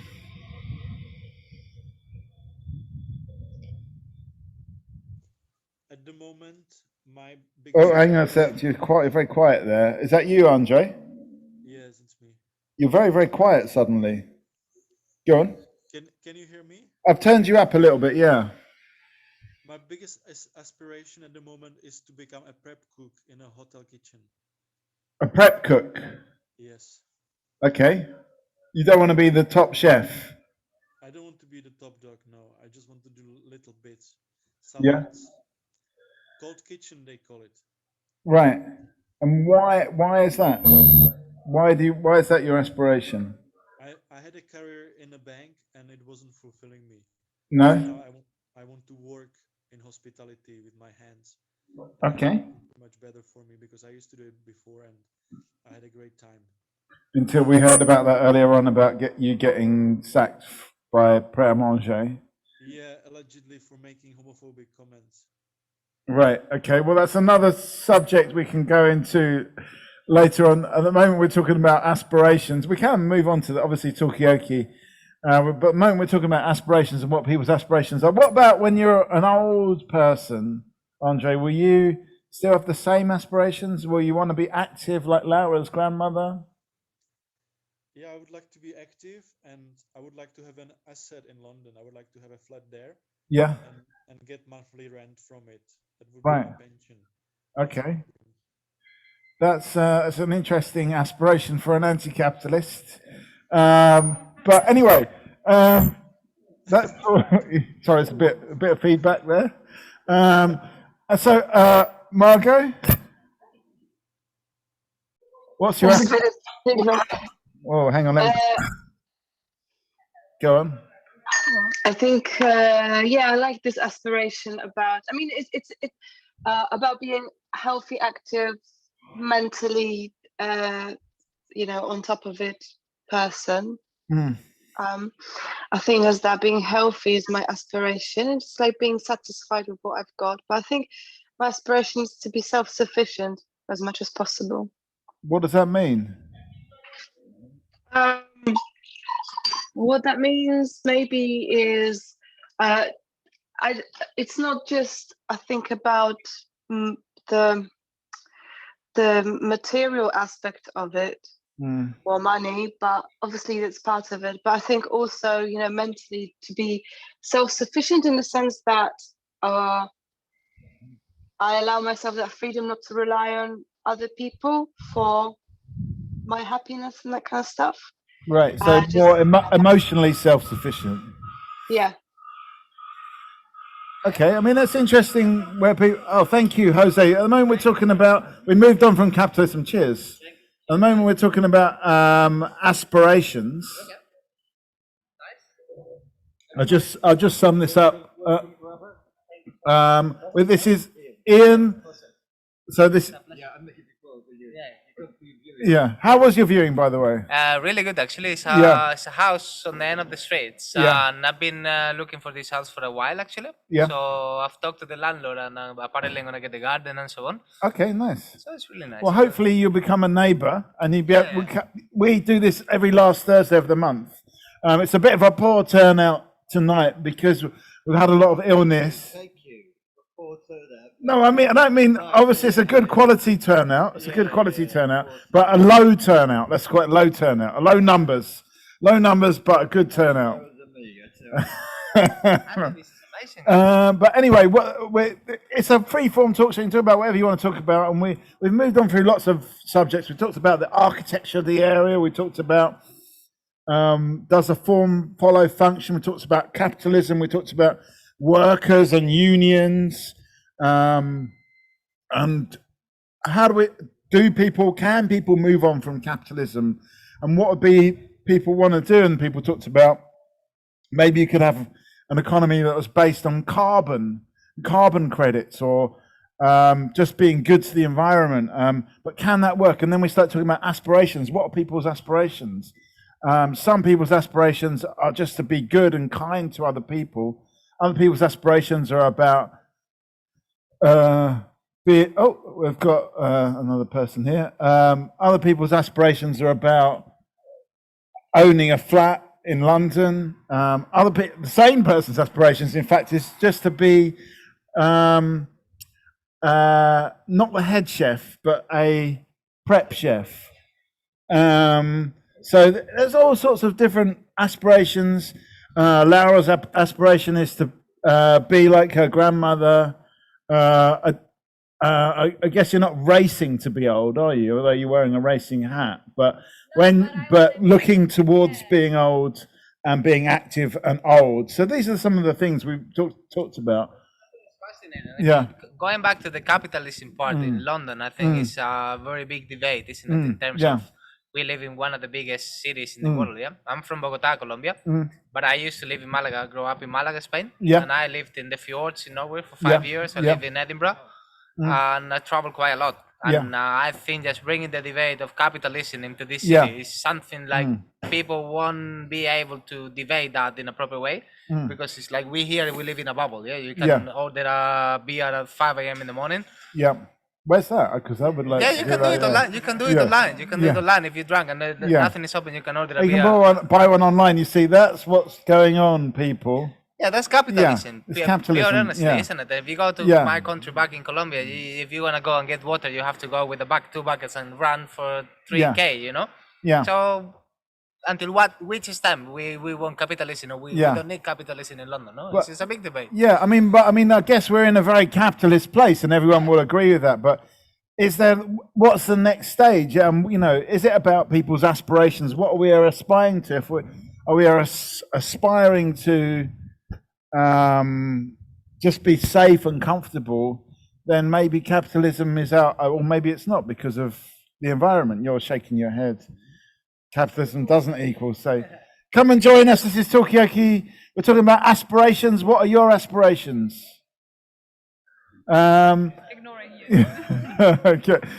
Escape might be your aspirations, but Jose, what are your aspirations? My aspirations is to be a better version of myself. And try to raise people around me and like the way I am, and try to inspire people and bring. I came from a very, very poor place, so I'm very lucky and feel blessed that I have whatever I have, even though I have to work for it. Yeah. But it's nice to be around people. In the near future, I want to dedicate my time to bring my knowledge, which is not much. I'm very humble, no? But whatever I can do for other people, I'm blessed. I'm blessed. Not much. Really kind of, well, okay, but what about that question of like inequality between Colombia and London? Do you think that's something that you could help to change? Is it something that can change? This is unwritten. This is something unwritten. You can it's written somewhere, but it's on the earth, no? You can feel it, but you cannot touch it, no? It's intangible somehow, you know. Yeah. But it's not only London. I used to live in Norway as well. Some people treat me amazing. I've got really good friends in Scandinavia. I've got really good friends in Scotland. Here in London as well, in Malaga, Spain. You know, this is intangible. Like it depends on your heart, how your soul is, how open can you be with people. No? I mean, I think one thing you were sort of implying is that there is a kind of global network these days with the internet, with being able to move around. So there is that sense of being one. You're looking quite cold, Timna. What about companies that exploit poorer countries? What about paying fair prices for crops that are grown overseas instead of always. You get a country that has no diversity in a crop, say coffee or something like that, and the international market says that coffee is cheaper now, and they don't get as much money because we're exploiting them for cheap coffee. So, one of the ways would be fair trade. Okay, so I mean, is it? I mean, you're from Colombia. That's a coffee country, as far as I can remember. Yeah, indeed it is.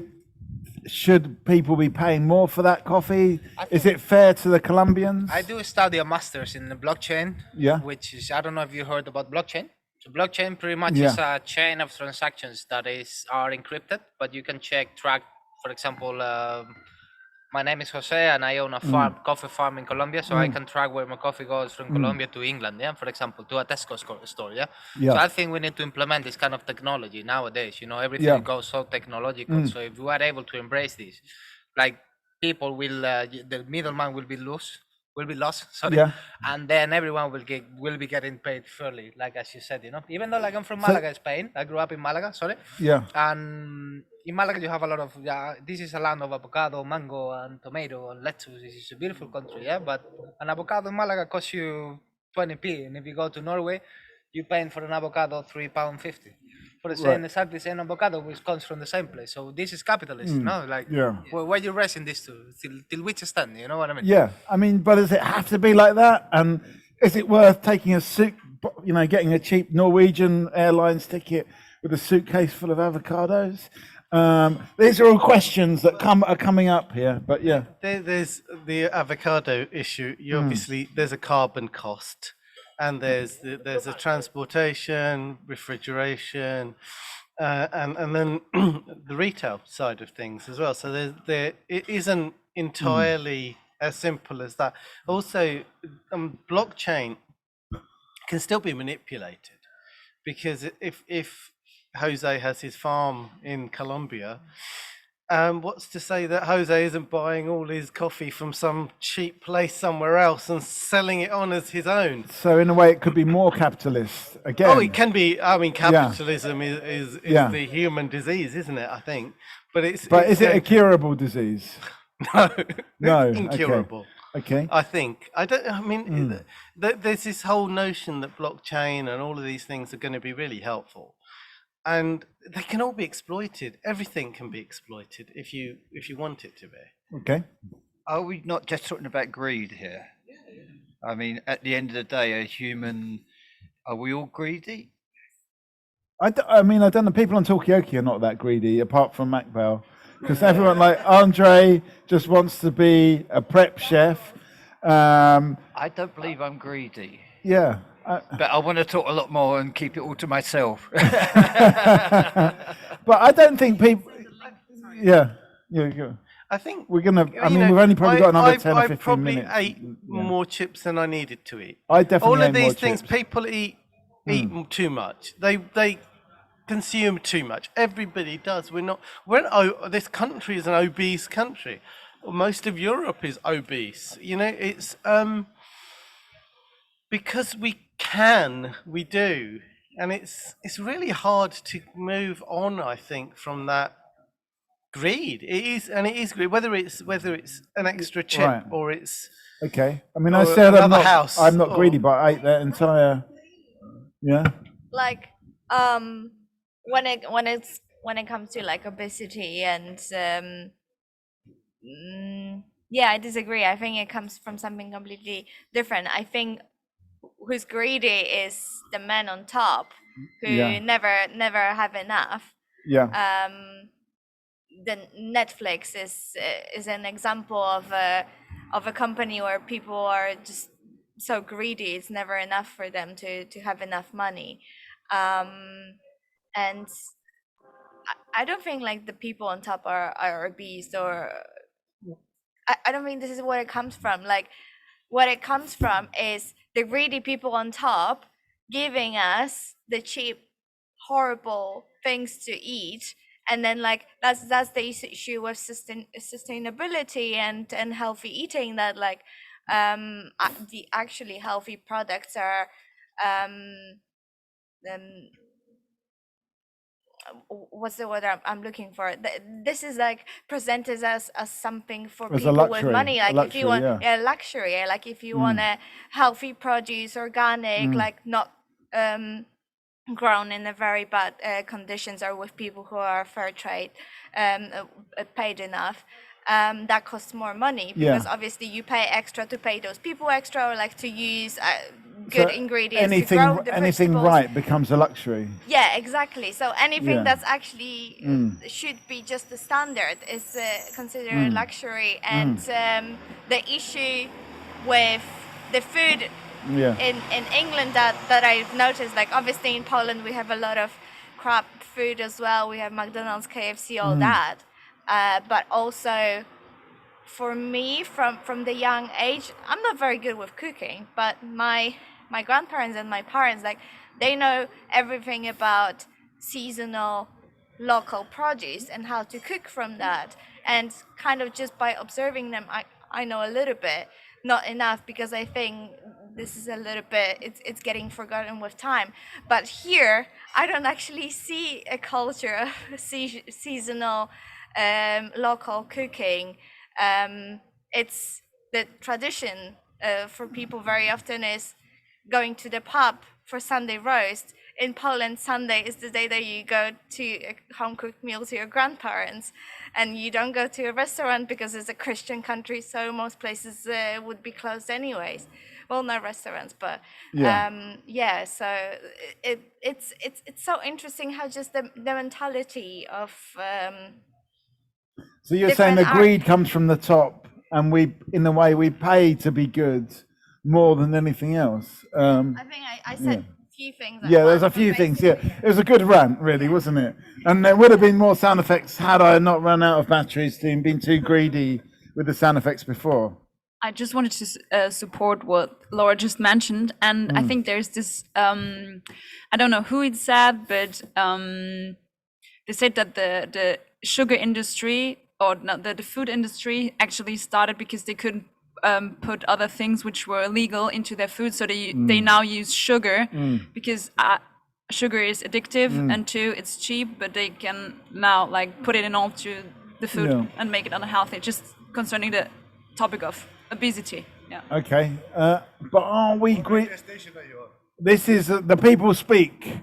But what do you think? Are we greedy as a people, or is it the people at the top that are greedy? Everyone's greedy. Okay, thank you for that. I really agree with this thing about seasonal things.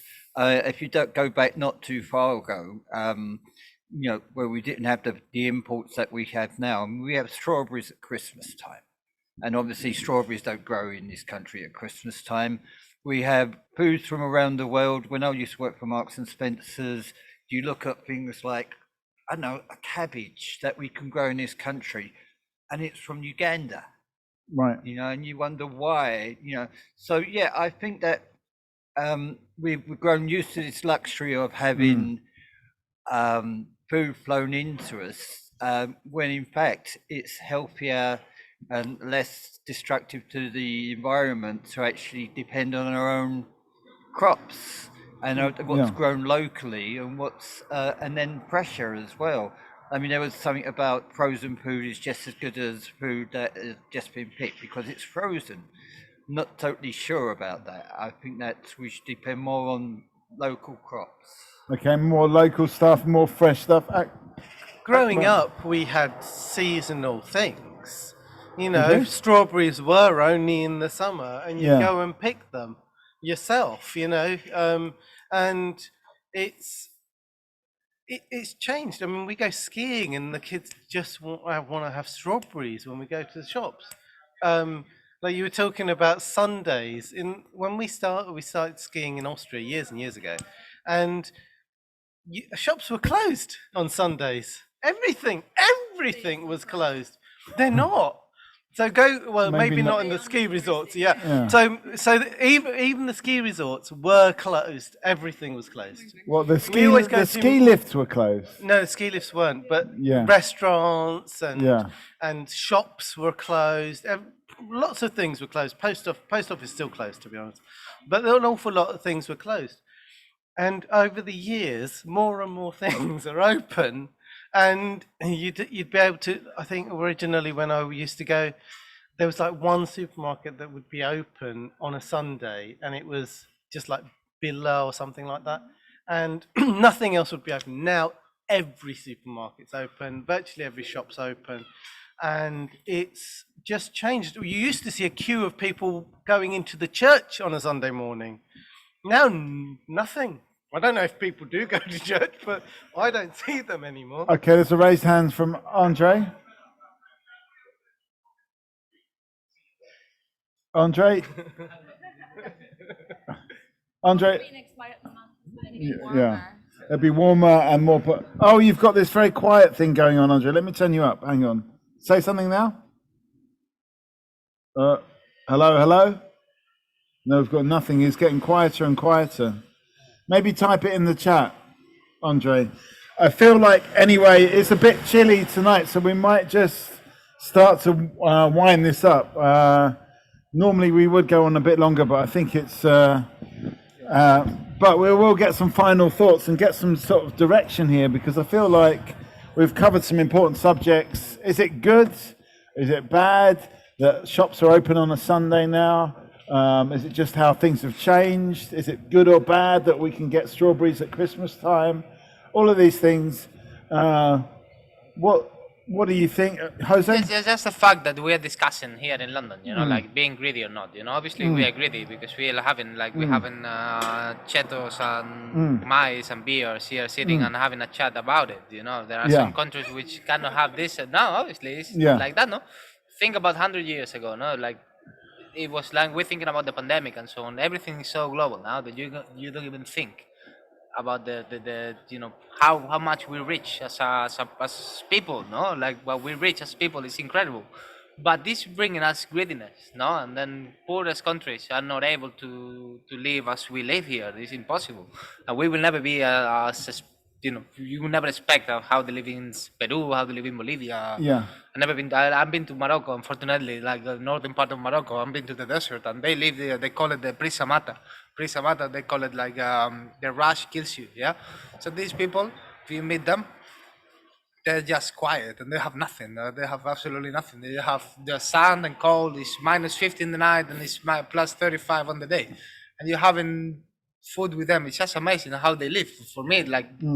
I came from London. It was like 4 or 5 years ago, and I went to see the desert in Morocco. Yeah. And I was amused about the kind of life that they live. For me, like being from London, like living in London, like everything is so rushed, and then you go there and everything is like whoa, just very chilled, exactly, especially in the nighttime. Just relax, and see life in a different way. But going back 100 years ago, like. We lived 2 pandemics. Yeah, we haven't lived that, no. But our grandparents, all of our grandparents, they lived different situations, no, like fascism, World War, First World War, Second World War, fascism, Spanish flu, COVID-19. So many things going around that we don't even think about the globalism. Yeah, and I think all these things. This is another debate. Like I can raise that, and I don't know about. So I think what I'm getting from you is we're actually very, very privileged here to be in London, to sit around this glowing table with our chips and beer. Enjoy a good talk, yeah? Yeah, exactly. So that's a privilege in itself. Andre, can you hear us? Come back to us. Andre, say something. I feel like it is time to get those final thoughts, though. Well, don't worry, we'll carry on drinking the beers, but maybe go indoors. Is it? I mean, has anyone got a final thought here? Laura, are you going to come out for a final thought? Oh, for the card. Okay, yeah. New friends. Yeah, definitely come and join in. And we've got, I think we've marketing your t-shirts as well. We're not quite ready for the t-shirts yet. Soon. Very soon. What do you call it? Early adopter. Yeah, but we've changed the t-shirt. We've changed the t-shirts now. I wore that one. Instead of buying new t-shirts or selling new t-shirts, we're selling upcycled old t-shirts where we're reprinting our design onto old t-shirts. People also come with their own t-shirts. Yeah, exactly. Cool. So could I come with mine? Exactly. Okay, Please do. Please do. Okay. Anyway, final thoughts. Who's got a final thought? Today's not really t-shirt weather, as usual for Talkaoke. But is any final thought? Ian, have you got a final thought? Yeah, I'd just like to say as the token old person around the table that I hope it's not my final thought. Well, yeah, I'm sure there's many, many, many thoughts to come. Final thought?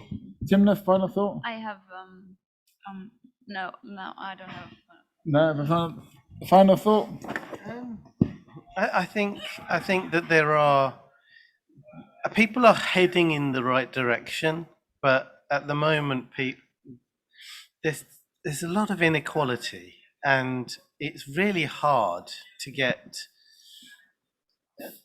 that working now, because I think that once you're when you're wealthy, you can save a lot of money. You don't spend so much. You might spend a lot on individual capital things, but then your outgoings are not as high as they might be if you're poorer. So what are you saying? Well, you were Just talking about living in an unequal world. Well, we do, and I don't know if you can easily change it. It'd be nice, but it seems to be getting worse. When we went to university, we didn't pay student fees. No. Now, if you're wealthy, you pay less than if you're poor in this country. Because if you're wealthy, you can pay up front for your student fees and you get a discount from every university. And if you're poor, you have to borrow the money and then pay 6-7% interest. I mean, it's crazy. Okay, I just want to bring in Andre. I'll give it another go. Andre, we're on to final thoughts now, but can just give Hey, we can hear you. Yes. Yeah. You are recording this session. Can I watch it somewhere later? Yes, you can. You'll be able to watch it on our website, thepeoplespeak.org.uk, and on our YouTube channel. Okay, it's and amazing. On Facebook. Yes, thank you. My final thought is, I remember what happened to your studio in Shoreditch, and I hope it's not going to happen in Aberfeldy again because of the gentrification. Good luck. Well, latest news is we've got about another 7 or 8 months left in the studio. Okay, and so it's unsure if you can stay longer. We will see. We will see. We don't know. Hopefully, we'll stay longer. They are talking about putting us in a temporary place up the road, so that's a bit of progress. But yeah, is that your final thought, Andre? Yeah, that's my final. Okay. Any other final thoughts, Timna? Yes, I want to come back to what I think you, Ian, mentioned before about the international unity for workers, and I think you mentioned like supporting each other and workers supporting other workers, and I think maybe like we should as people just support other people, like maybe then we wouldn't need unions. More support for each other, like a global union, I suppose, a completely encompassing union. Adding to that, just the fact that you can share your thoughts and ideas and like this, I think this is amazing. I mean, I traveled a lot and I live in different countries, and just the fact that I can sit here today, I feel blessed, and thank you very much. Well, thank you. Thanks for inviting coming. me to sit here with you and have a good chat, and learn different opinions and absorb good things from everyone around. Hopefully it'll be the first of many. As I said, we're here every last Thursday of the month, and you can just, if you see us in here, just bang in the door. There's a sign that says "Come in and chat," and we mean that. Any other final thoughts? Final thoughts? What, I just wanted to add, because I really feel like sharing this, that I don't actually think that people are greedy.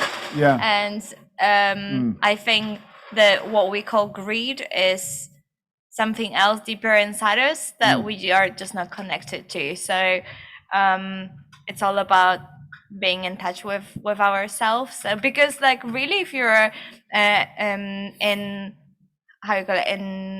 connection with your body, like for example with eating, when you're full. If you don't know when you're full, like that means you are not really listening to yourself, to your body, and things like this. And this is what I think that the greed comes from. But naturally I don't think we are greedy. Like once we hit the spot with something, we are able to let it go and just move to the next thing. But I think we are very much out of the balance right now. So we're not in touch with, we're not so much greedy, but not in touch with ourselves and our desires and our needs.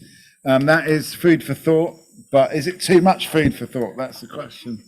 Any other final thoughts before we shut this down? Yeah, we talk about aspirations. We talk about climbing social ladders to a certain extent. We talk about all that stuff.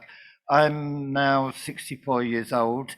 I'm approaching retirement, which means in some people's eyes, I go from being a productive person in society to somebody who's in fact a drain on society, in that I get a pension. And I think it's a very strange thing for me to contemplate retirement.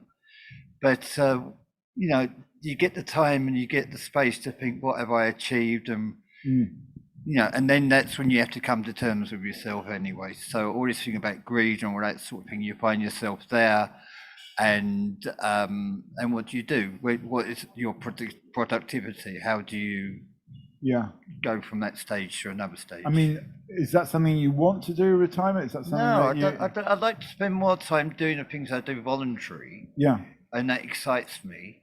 But I just don't see myself not working. I've got the horse thing on, and I'm still in harness. And it would be very hard to take that harness off, because I've been trained that I have to work for everything.